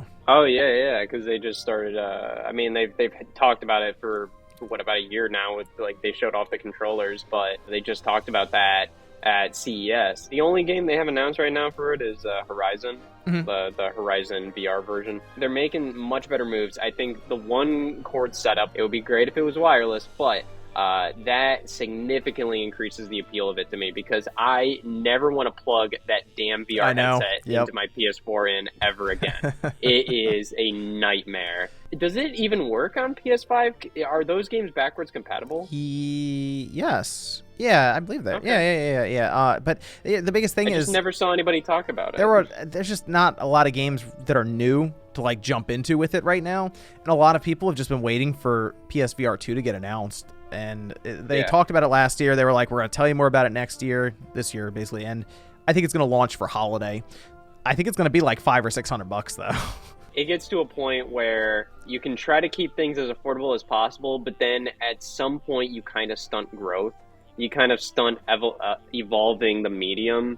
If you kind of just be like, no, we want to keep this under like 300, which would be great. I think the PSVR was at a pretty good price for a while there. But, you know, it was obviously the least technologically advanced of most I like of them. I like that you brought that up, by the way, for the price, because I kind of think in the future, I get this feeling that Nintendo is going to take a shot at VR. And they already have, baby. No, but I think it's going to be like an all-in-one headset, like the Quest 2. And I think they're going to get it at like a $250 to $300 price point. Do you think it would be like a Switch 2 and it would be very similar to Labo, but it would be more so like a designated thing instead of made out of cardboard? I kind of think Nintendo might look at it as like another pillar for their overall brand, their company, because if you think about it, they merged their handheld and their consoles together now, so they don't have that other system. I mean, the Switch is doing well, but I'm sure Nintendo thinks about it and they're like, what if it doesn't do well? You know, one generation or something, they'd be in trouble then. I mean, they're doing mobile stuff, so that tells me they're looking around at other avenues, but they've recently kind of stopped on the mobile stuff. They have that Pikmin game that came out, but it's more of a Pikmin experience. Yeah. I'm almost wondering if they are looking into VR, because I feel like if anyone could make it work, it'd be Nintendo, in the sense that it would appeal to the mainstream, because it would be this Nintendo-like device that's not $800 to start. I mean, if you think about it, with Sony, you need a PS5, which bare minimum would be $400, and this thing's most likely to be $500 to $600, so you'd be like $1,000 potentially to get into that, whereas Nintendo could say, hey, it's a $300 all-in-one Quest 2-like thing. You don't need a Switch. This is our other pillar for our brand.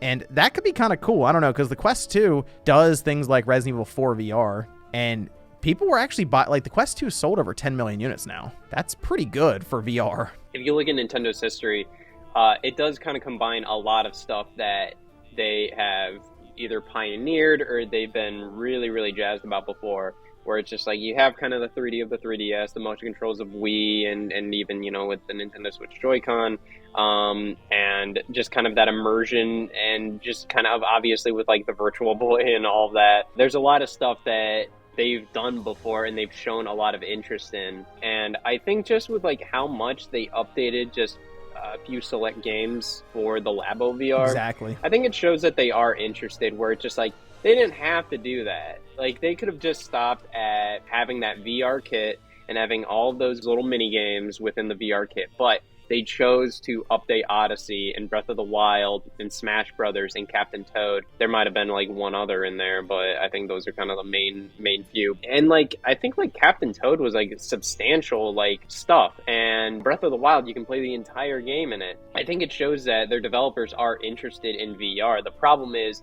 it was based in Labo, and the form factor of that entire device was very, very limiting. You couldn't really control with motion control because you had to have that thing, you know, held up to your face. I would not say like that wouldn't be something they're interested in. I think that is definitely something. I feel like potentially like for the next Switch, they would do something along the lines of obviously a much higher resolution screen. Mm-hmm. And they would include it as, hey, this is kind of like, you know, how Sony does it with the PSVR 2, where it's just like it's a separate purchase. But of course with this one, you just slot the Switch in, and it would be similar to the VR kit for Labo, but it would be much more traditional in terms of, hey, head strap, you slide this in, and then you can use the Joy-Con as, motion controls in the same way as like you'd see with like the Quest 2 or the PSVR 2. I think that's definitely has potential, because I know a lot of people think like the next Switch would be something along the lines of like, oh, just do the same thing again. And I don't think Nintendo wants to do that. Like, I think that they're very much like, we got to do this. They feel like they got to do something again. They feel like they got to do something completely different. They got to do something different. Yeah, and I feel like it would. I would think the same thing, because like I feel like a lot of the sales from the current Switch are from people who are just kind of like, hey, like I want to play Mario Kart, so they're gonna buy it. And then when you get a Switch 2, it's more powerful, it has a better screen, and the Joy-Con are better. And then, is that enough for like those casual consumers to get on board? I think Nintendo always wants to have that gimmick that gets everybody going, like, they snap their fingers and say, that's it. Well, and that's for them to decide and not us. So like, I don't know what that would be. I'm a little worried it would be kind of like a Wii U concoction, where it's just like they just kind of throw everything in. Because like the Wii U gamepad, they're just like, it's a camera, NFC, like gyroscope. There's a screen, there's a microphone, blah, blah, blah, blah. Like they just threw everything into that controller, and some of those things never got used.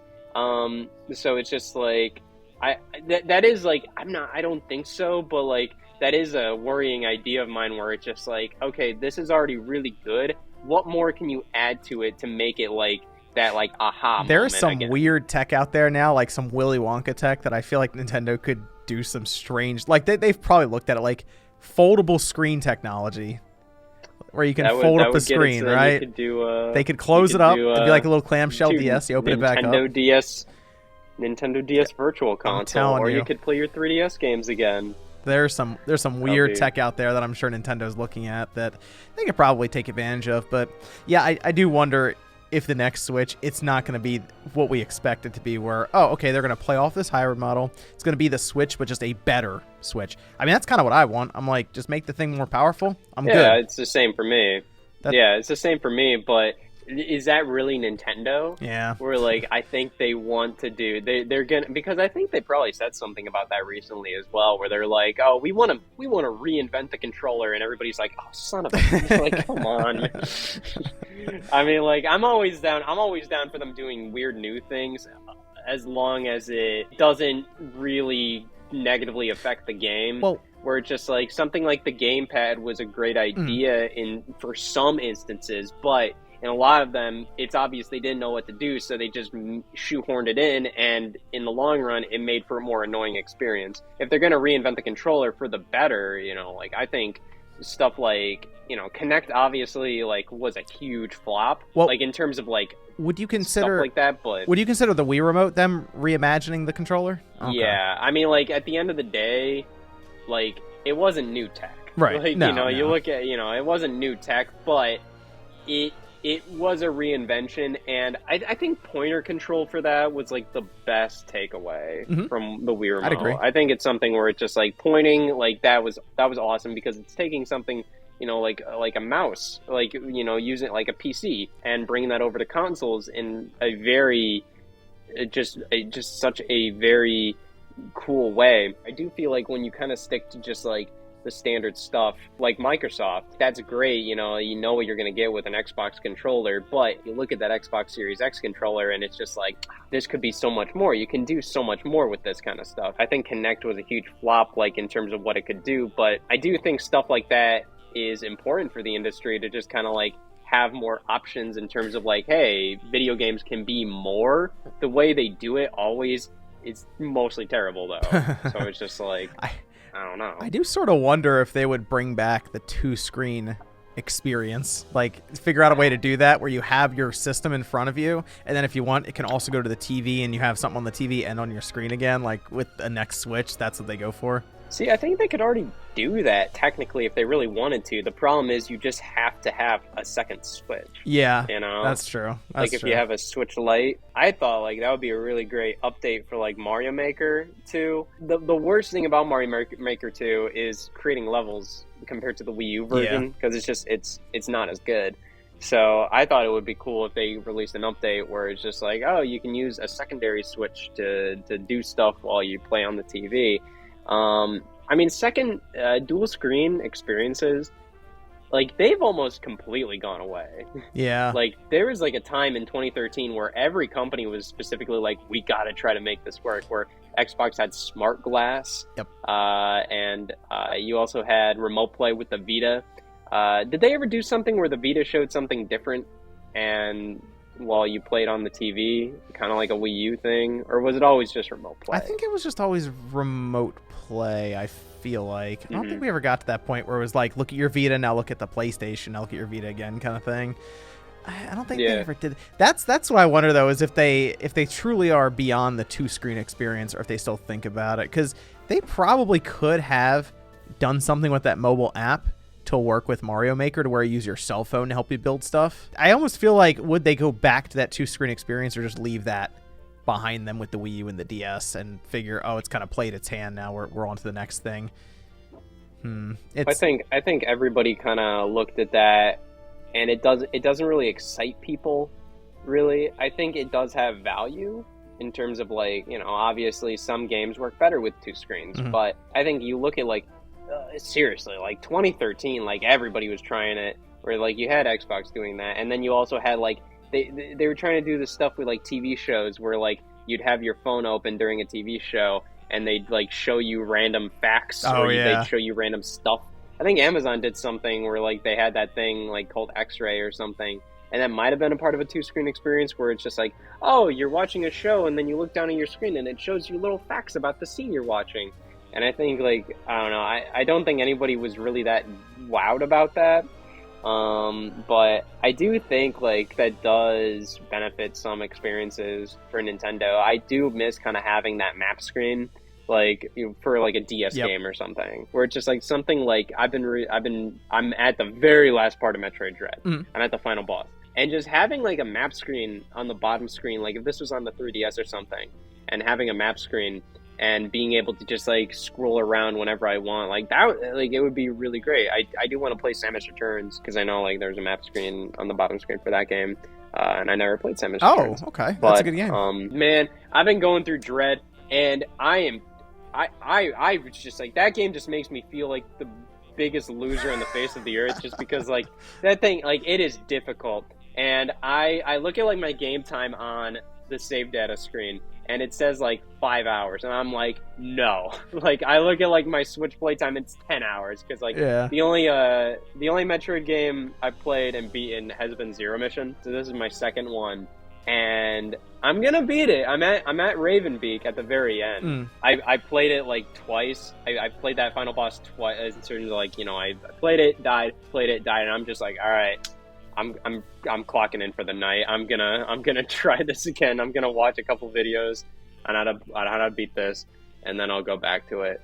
But I definitely want to try to get through the rest of the Metroid 2D lineage at the very least. Yeah, just ahead of Metroid Prime. Yeah, I mean, like, hey, I got the main ones. I got the bread of the sandwich. I got the first and the last one. There you go. To some extent, kind of getting through the middle there, because I played a decent amount of Super Metroid, but that, you know, I never beat that. And then Metroid 2 on Game Boy, I don't even know. That might be a lost cause at this point. Like, I'm just like, I might just play Samus Returns. Just play Samus Returns, and that's it. All right. And then Fusion. No, Fusion is pretty quick and easy, so I might try that out too. Like, a lot of people I look around online are becoming very nostalgic for that 3DS, which is funny because I feel like it was maybe just 3 years ago where people would get annoyed that it would show up in a Direct. and now people are like super nostalgic for that two-screen experience.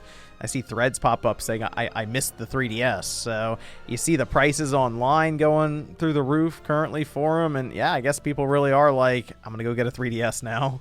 There's this weird time period when a system is still being supported. You don't really, like, you know, like when it moves on to the next thing. So like I remember like 20 2013, 2014, when the PS4 came out, I didn't want to touch my 360. Like, I thought that thing was just like, ugh, I'm like, nah, it's done. It's old. Like, right now, I don't want to touch the PS4. Rightfully so, because I can do everything on the PS5. I'm like, no, thank you. I'm done. But I guarantee you, in like 3 years, I'm going to look back and I'm going to be pretty nostalgic over, like the PS4, just in terms of like, oh man, I kind of miss this stuff that we got. Every year, I kind of look back at the previous year and I'm like, I kind of miss when, we had all that going on. Even though I was complaining about the year prior, where it's just like, like the 2020 game releases, it was nothing but kind of complaining about that. But now, like, I look back and I'm like, it was really cool how we got, like, Hyrule Warriors out of nowhere. Oh, man, I remember playing FF7 Remake and Resident Evil 3 Remake, even though, like, I had problems with Resident Evil 3 Remake because it was not that great. It's just kind of like these cool things. And now 2021, I don't think it was that great of a year for gaming. But I guarantee you by like 2022, I'm going to still look back at it. And even though it wasn't that great, I'll be like, oh yeah, it was kind of fun how it wasn't that great. Because it was kind of like, you had to play like these kind of games. And I wouldn't have played these kind of games otherwise, unless, they weren't the only games available, I feel like Psychonauts 2, heightened by the fact that it kind of came out in a deader year for gaming.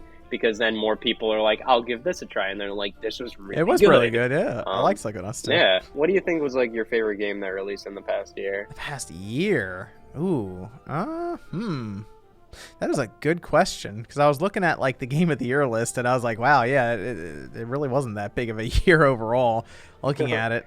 I think it's interesting because it does kind of make way for like a more interesting Game of the Year list, because the Game of the Years, at least with the Game Awards, was so diverse. It's hard to compare those games, Yeah. It's hard to compare a game like Deathloop to Metroid Dread to Ratchet and Clank to It Takes Two and all that, I did like Metroid Dread, but Psychonauts 2 was just extremely creative.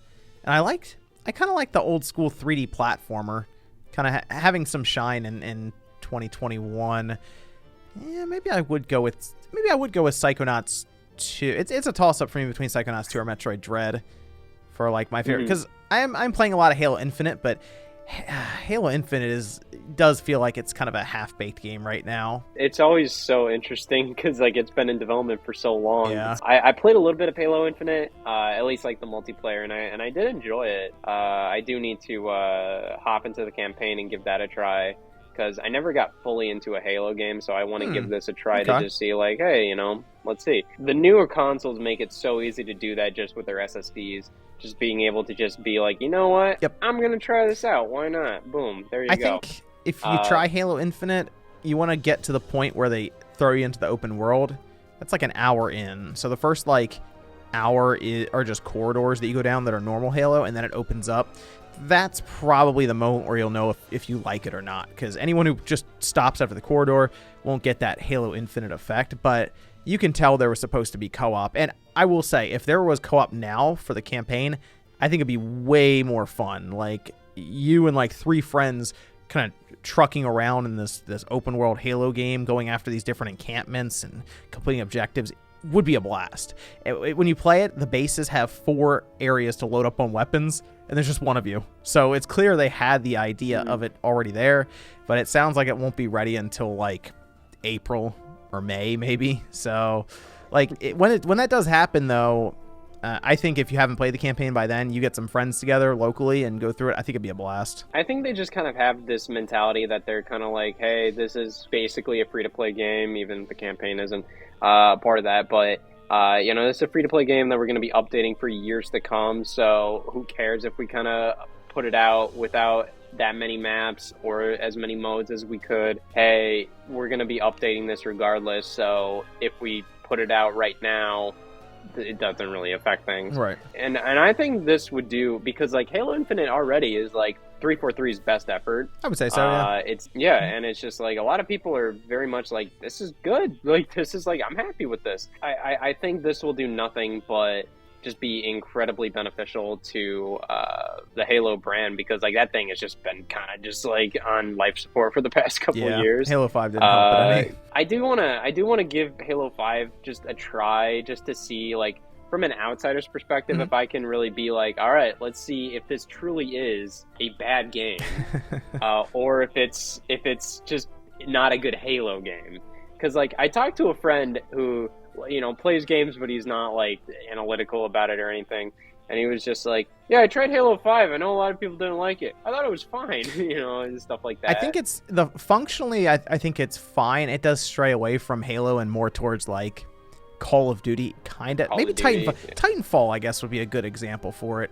But the story, people just didn't like it much because they get Halo because they want to play as Master Chief, and in the campaign, you just didn't really do a lot of that, so it kind of threw people off. You know, I heard somebody say something along these lines where they said, like, Halo 4, the campaign was okay, but the multiplayer wasn't great. And then for Halo 5, the multiplayer was okay, but the campain wasn't great. Yep, I think that's a good setup for it. Yeah, for a lot of people. I thought that was the general consensus. Mm-hmm. I remember Halo 4, like, I got like a 9.8 or something on IGN when that came out, or something. I mean, visually, I hear nobody talk about Halo 4. Yeah, visually it looked nice for being on 360. It looked good. The campaign I thought was fine. The multiplayer though, going from Halo 3 or Halo Reach up to that, it felt weird. So I get why people didn't like the like when you get Master Chief Collection, no one really wants to play Halo 4. They want to play like 3 or Reach or 2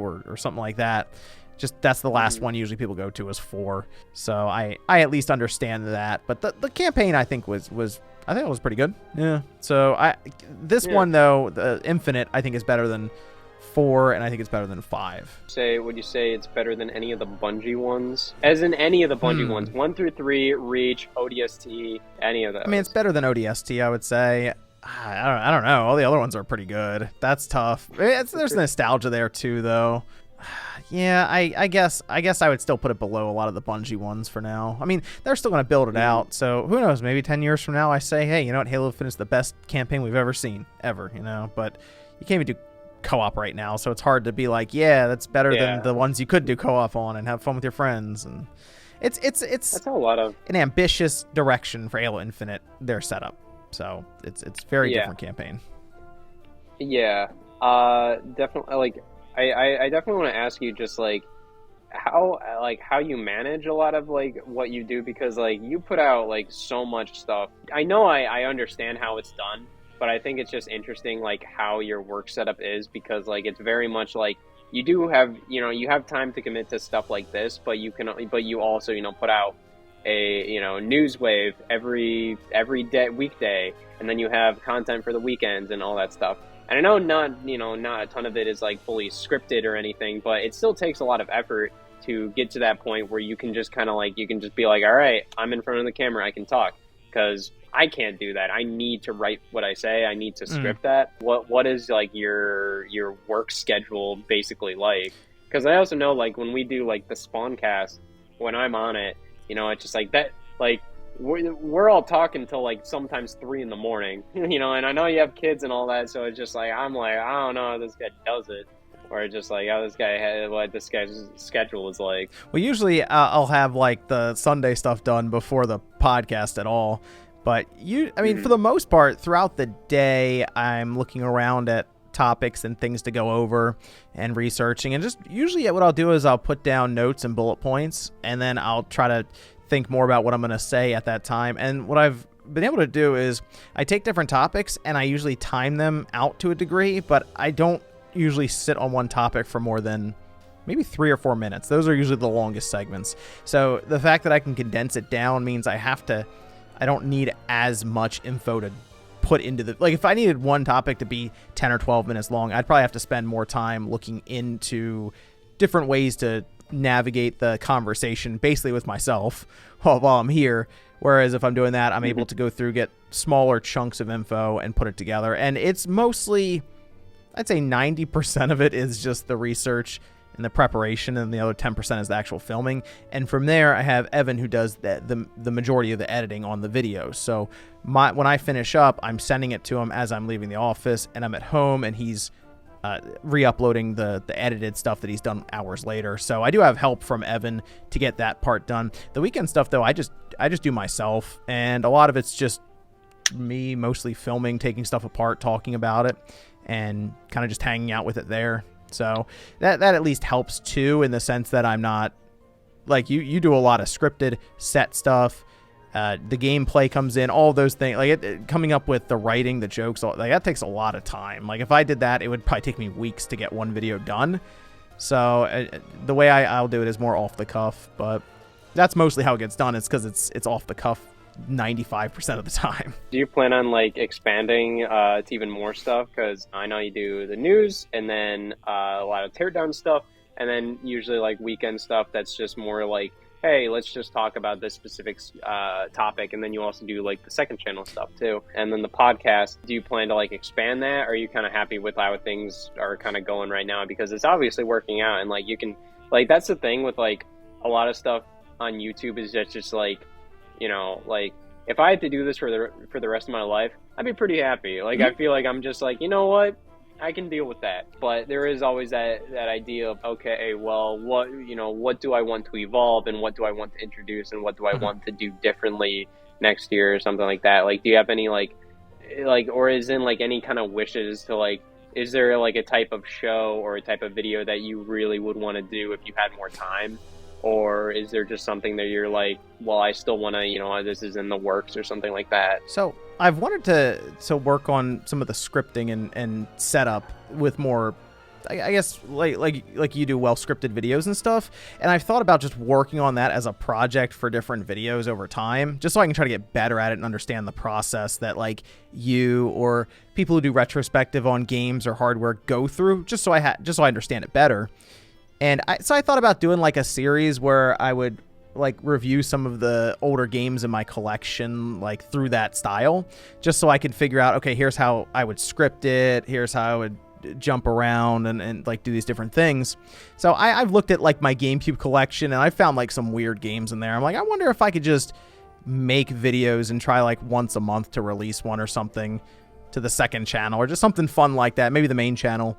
That's mostly what I wanted to do. Is while you talk about like working on off the cuff, I'd like to work on scripted and set piece videos myself, to try to get better at that aspect. So I think it would just improve everything across the board anyway, to learn about video production in general, and you learn by doing. So that was something I thought about though, was trying it. I'm always learning, and it's something where this next year, like I definitely need to just I want to put more time into what I do, because like working on a weekly schedule with scripted stuff, it like you have no time to really improve your craft, and I don't like that. Moving here, like I had to figure out what the ideal new lighting setup is, and you know, every time it would be different.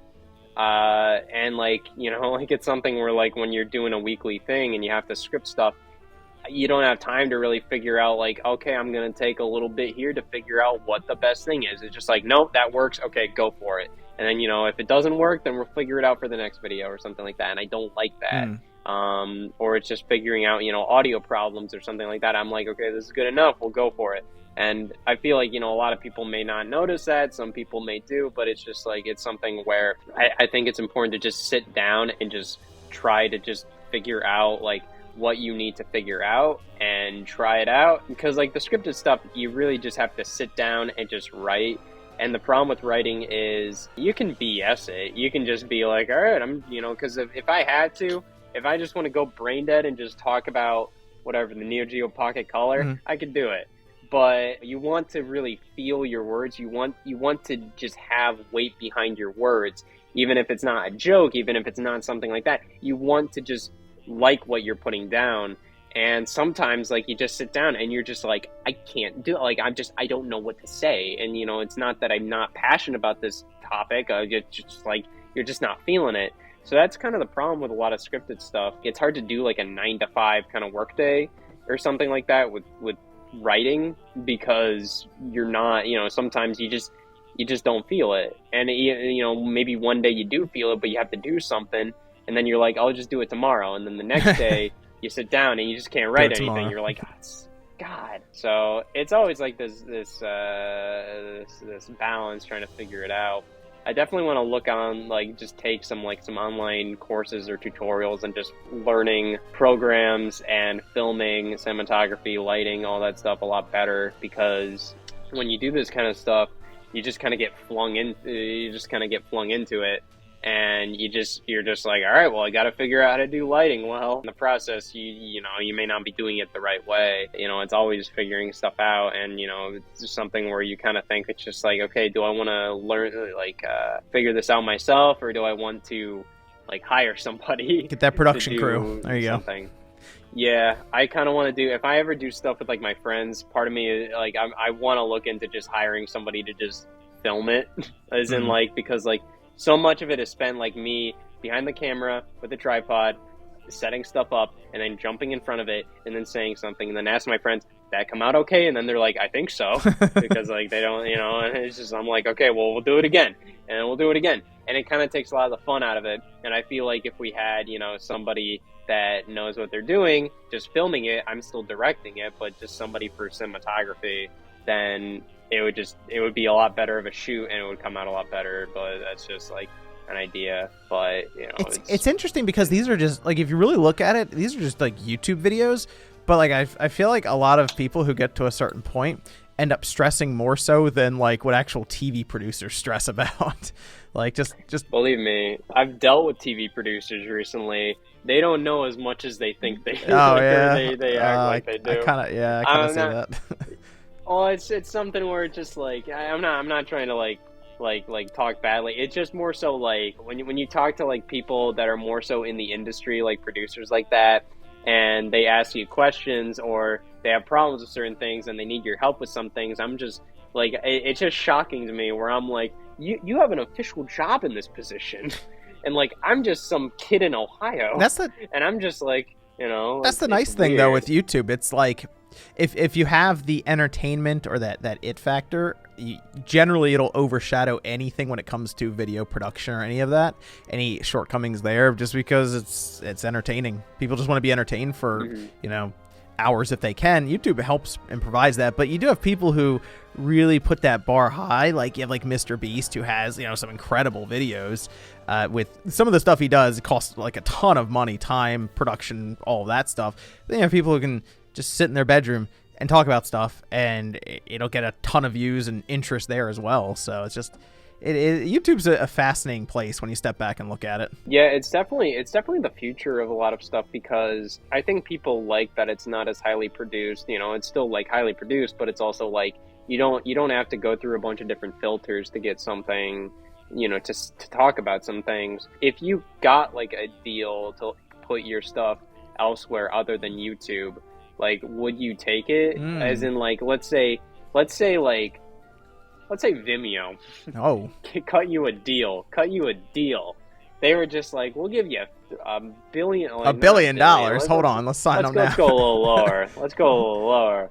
Let's say, like, I don't know. Let's just say a clear $1 million. Just which, you know, I saw the movie Blank Check on Disney Plus, which is a '90s Disney movie. It doesn't age well, but a kid, whatever, gets a blank check, so he writes it for $1 million, and all the stuff he buys with it, I'm just like, listen, like $1 million is a lot of money. Yeah. But I don't think it's that much money in terms of like, you can't get all this stuff. Like, think about all the taxes. Think about all the all this stuff where it's just like, you can't do it. Let's just say a clear, like something like that, or something around that ballpark. And they said, you have to put your videos on this platform. Would you do it? Well, it depends on how much control I guess they would have then. Because if they didn't really care what I was doing, but they still want to write those kind of checks, I mean, I'd consider it at that point. Yeah. I mean, if they don't care, they would do whatever you want. There's guaranteed money. Well, I mean, YouTube's not guaranteeing people money, so maybe. It's interesting because if it's like retirement money where they're like, hey, you take this and technically you could retire whenever you want. It's like, well, I mean, that is the eventual goal, is to buy an island and get away from everything. But yeah. I think, I don't know. It's just something where it's just like, you know, taking your stuff elsewhere other than YouTube. I feel like being on YouTube is just a necessity. Well, yeah. Like, I see like other people, you know, doing deals to like, well, not, you know, just like I see like celebrities mainly doing it where it's just like, oh, they're taking their YouTube stuff elsewhere to like, you know, places that are trying to, you know, just get more. Facebook was trying to do that for a while. Yeah. That was one. Yeah, Facebook. Yeah. Even like, you know, live streamers or something where they try to bring it over to Twitch or back in the day Mixer. or something like that. Not saying that like, oh, the people don't go over, but you have kind of those titans of the video space. When you move over to other platforms, it just makes it harder for people to discover you, and it just makes it like, I feel like eventually when you ask people to go to a different website in their browser, that's weirdly enough a lot to ask of a user. It kind of is, like, actually, right? Yeah, at this point, because like back in 2007, man, I was going on all different kinds of websites, just opening up so many, like I had so many bookmarks, and now I'm just like, nah, I just want to go on one website a day and see everything, or just open up a couple apps on my phone, and that's it. And asking me to do anything more than that is tiring. So I'm just like, nah, so it's just like, I don't know. I probably would stay to YouTube. I wouldn't really want to like start my own website to like have all the stuff there. I think we could probably wrap this up with getting an update on your GameCube collection, how that's going. Because I know you're going for a full set. It's going all right. I got some when we were at Too Many Games, I picked up a couple of Resident Evil games just to continue working on that. I think there's one more Resident Evil game that I need to finish it, and I think it's the most expensive one. It's like, what is it, Code Veronica X or something like that? But I recently got that one, so yeah, whatever the most expensive one is. But I got 2 and 3 at Too Many Games, and they were in great shape and all of this. And I got a couple of smaller loose games too. But I was mostly trying to get games that I didn't feel like paying shipping on, because they're not quite to that degree in terms of like, oh, it's not like $100 game or something like that. But a few tables ran like buy 2 get 3rd free. But for the most part, it's been harder to get GameCube games at decent prices now. They just continue to go up in price. And whenever I make those videos on GameCube games, people are just say, like, I can't really buy these. They look cool, but there's no other way to play them either, unless you like do emulation, all this. But it was an interesting thing to bring up. The GameCube like generation is like not really accessible to most people now. The console, you can like, I think most people have access to a console that can play GameCube games, because the Wii, for a while their GameCube consoles were like $20. Yep. Like you could get them super everywhere. cheap. Yeah, I don't think they are anymore in terms of like, they're probably more so around the $60, $70 I think range. For complete, I think it's almost $100 now complete.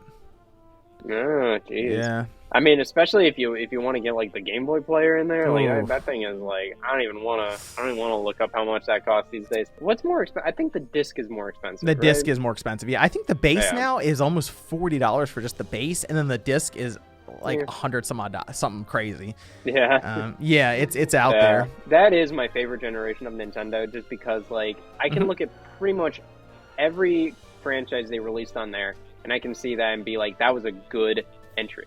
Where even like the Switch, you can't really say that, where it's just like, Paper Mario is divisive, and then like you also have like, at least like for a while, like I don't like the Yoshi game on Switch, Yoshi's Crafted World, even though there's no Yoshi game on GameCube, but those are just 2 examples of like divisive games. And but on the GameCube, like every Nintendo franchise that came out, like I feel like, even though like some people don't like Mario Sunshine, whatever, I think overall you look at that game and you're like, it's a good game. Yeah, like, but it's a quality game. We had like Wave Race and 1080 Snowboard, like games 1080. That you just don't see anymore from Nintendo, and you're like, wow, those were the days of like serious creativity around all genres of games then on the GameCube. It was a really cool time then, and there was even obviously quite a bit of third-party support.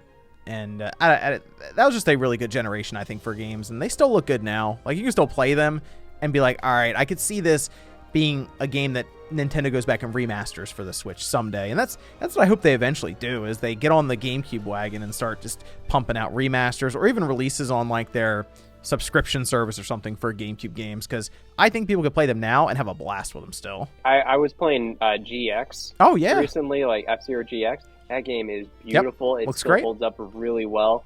Like that thing is like, the GameCube is so like, it cleans up so well. I have never liked the PS2 in terms of like how it looks, and I think it was just my console fanboyism as a youngin, Because like every time I'd see that PS2, I was like, yeah, like I just don't like it. Like I never liked the controller. I never liked anything about it. Now I appreciate the PS2, but like I was such a fanboy for the GameCube back then that like I just always preferred it. And it's weird how like your childhood perception really warps things, just in terms of like I always heard how the GameCube just didn't have great third-party support, and I was looking at things and I was like, what are you talking about? When in reality, like a lot of its third-party support were like licensed kids games that were multi-plats, where it's just like it got a lot of those. Yeah, but they still got like Call of Duty, Splinter Cell, Rainbow Six. Yeah, you had like Beyond Good and Evil and Medal of you had Honor, the Capcom stuff. Yeah, it's weird to think how the Resident Evil series was basically exclusive there, even though like a couple of things. I mean, 4 came over to the PS2, but also like the PS2 also had like, oh man, Outbreak. Yeah, Resident Evil Outbreak. Yeah, which is just like, who really cares? But it's just something where it's just like, it had a couple of things. Xbox got none of it, which is it's weird to think about. But like it didn't get the games that really mattered. Or you didn't get the Grand Theft Autos. You didn't get the Metal Gear Solids at the time. You got Twin Snakes, but you didn't get like the big ones. Right. You didn't get 2 or 3. You didn't get the games like that where it's just like those like really mattered. And like the GameCube just didn't, it just didn't get any of those. And do you think if it got in like the bigger third-party games, do you think if it would have gotten those, things would have been significantly different? Do you think it would have outperformed the Xbox? Yeah, I think it probably could have. I think that it would have been a toss-up between the Xbox and the GameCube. I feel like once Nintendo decided we're not going to have this thing play DVDs, they just lost a massive portion of people who may have bought into it. And apparently the way it looked, and it was like different colors, apparently even internally going up to release that system, there were concerns inside of Nintendo's. I think it was specifically Nintendo of America who were like, ooh, I don't know about this one, guys. We should probably look at this because I don't know. Like, we see the PS2, that's selling to a very mature audience right now where families are buying it as a DVD player first, and they're like, oh, it also plays games? Maybe our system should play DVDs too, and it just didn't happen, unfortunately. It was weird because they were so close. They did mini DVDs. They Nintendo'd the DVD, like it's like they were this close. And I kind of feel like if it played DVDs, it would have probably outsold the Xbox pretty handily. Nintendo and their history with DVDs has always been fascinating because, like, I think they at least announced the Panasonic Q at E3 2001, like to America. They were like, oh, we're doing this where it's a DVD and GameCube combo. And I think they still pretty much said it was exclusive to Japan at that E3, but I'm not 100% sure if they specifically said that or if they were like, oh, it's going to be in Japan for the time being, and there were plans to kind of bring it stateside eventually. Do you think if that came out stateside, it would have been a success or a failure? I think it still would have been a failure because it was the Panasonic Q. It wasn't the Nintendo Q. Or it was just this. Let's say if they rebranded it. Let's say if they rebranded it, but it was the exact same thing, because like that thing is more so like a combo pack than like this combo 2-in-1 than like, oh man, the GameCube can play DVDs. It's more so like it's just a DVD player basically like glued on. It's not actually, but it's more so like a DVD player on top of a GameCube. And that's I still think it just looked like it didn't look like a box. It was this cube, and I just feel like people were looking for that box at the time. The PS2, the Xbox looked very similar, and the GameCube had a handle. Yeah. Like the Panasonic Q looks too industrial. It looks like something you'd see in a server room, rather than like a game console. I mean, I have mine. I still haven't taken it out of the box. I need to do that soon. But I need to give it a try. Their history with DVDs was interesting because even when they announced the Wii or the Revolution at the time, they announced like, yes, we will have an add-on for it to play DVD. So it's just like, well, like the HD DVD drive of like the 360 or something like that. The funny thing is, when you mod the Wii, it can play DVDs. They just didn't unlock it. Yeah, is there like a licensing fee they had to pay to get like the DVD? Like, oh, it can play DVD. I want to say yes, but it's Nintendo, so who knows? Maybe they were just like, no one wants to watch DVDs on this thing. Well, the Wii was like one of the most popular ways to watch Netflix. Yeah, that's the thing for that a blows my while. mind. It's like, why, guys? Like, come on, just let it play DVDs. Yeah, so it's just like people wanted to watch movies on the thing. So it's really shocking to me that even when the Wii U came out, they were still like, no.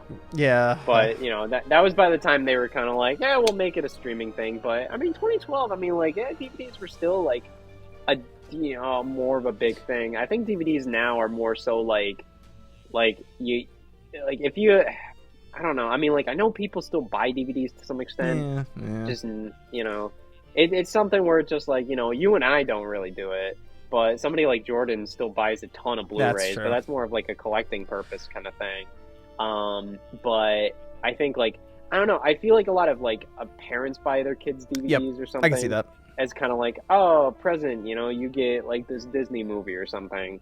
But, you know, like I see like DVDs just, there isn't a ton of like effort that goes into them anymore. Like in terms of like the disc art is literally just like, it's just gray. Yeah. And they don't even do disc art The anymore. extra features aren't very good anymore. It's like it used to be a No. big deal getting around the menu, and you don't have to rewind it and all this. It was massive back then, Yeah. but now it's basically like if you went into iMovie and made a little menu yourself that's terrible, and they're like, that there you go. Yeah, and a lot of Blu-rays just use stock menus. Yeah. Like it's just a stock menu. So it's just like, I think they kind of make them for the people that need, like, you know, that because like they still buy them, but it's just not nearly to the extent as before. And you know, I look, you know, whenever I go to like a Best Buy or something and I see the DVDs or Blu-rays, I'm always kind of like, oh, that would be kind of cool to buy Blu-rays or like buy movies physically. But then I think about it for another second and I'm just like, Another shelf to fill like, up. Yeah, there you go. yeah, at least with video games, like I think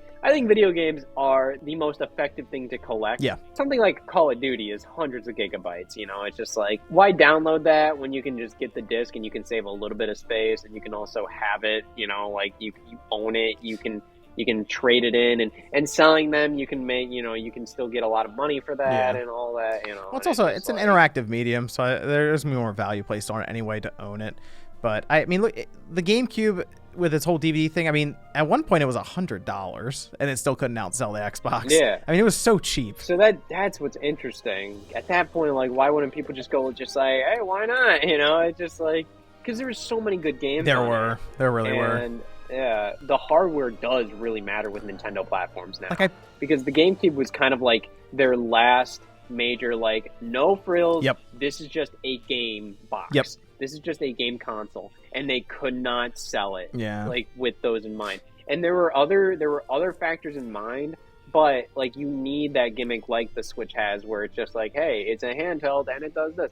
But I think most people really do like Nintendo as a handheld. You know, their handhelds have always been like, it's really weird to look at nostalgia for Nintendo systems because remember, this console and the handheld kind of takes a back seat. The anniversary of a Nintendo console game is always more of a big deal than the anniversary of a handheld game. Like the anniversary of Majora's Mask will always be more important than the anniversary of Oracle of Seasons and Ages. Yeah, that's true. Know? Even though like they probably sold comparatively, and the Game Boy Color sold better than the Nintendo 64 and all that, you know, more people had a chance to own those. I think the handheld portion of the Switch does definitely help, where actually, you know, going back on what I was saying, I feel like potentially even just doing a more powerful Switch, I think that would still be enough, just because, like, you know, it might be enough because, you know, it is a handheld, and you know, Nintendo just, I think a lot of people just are like, oh, it's a new Nintendo handheld, but I think they do need that gimmick because, like, the last time they just tried to do an incremental thing where it's just like, hey, let's do a more powerful thing, the GameCube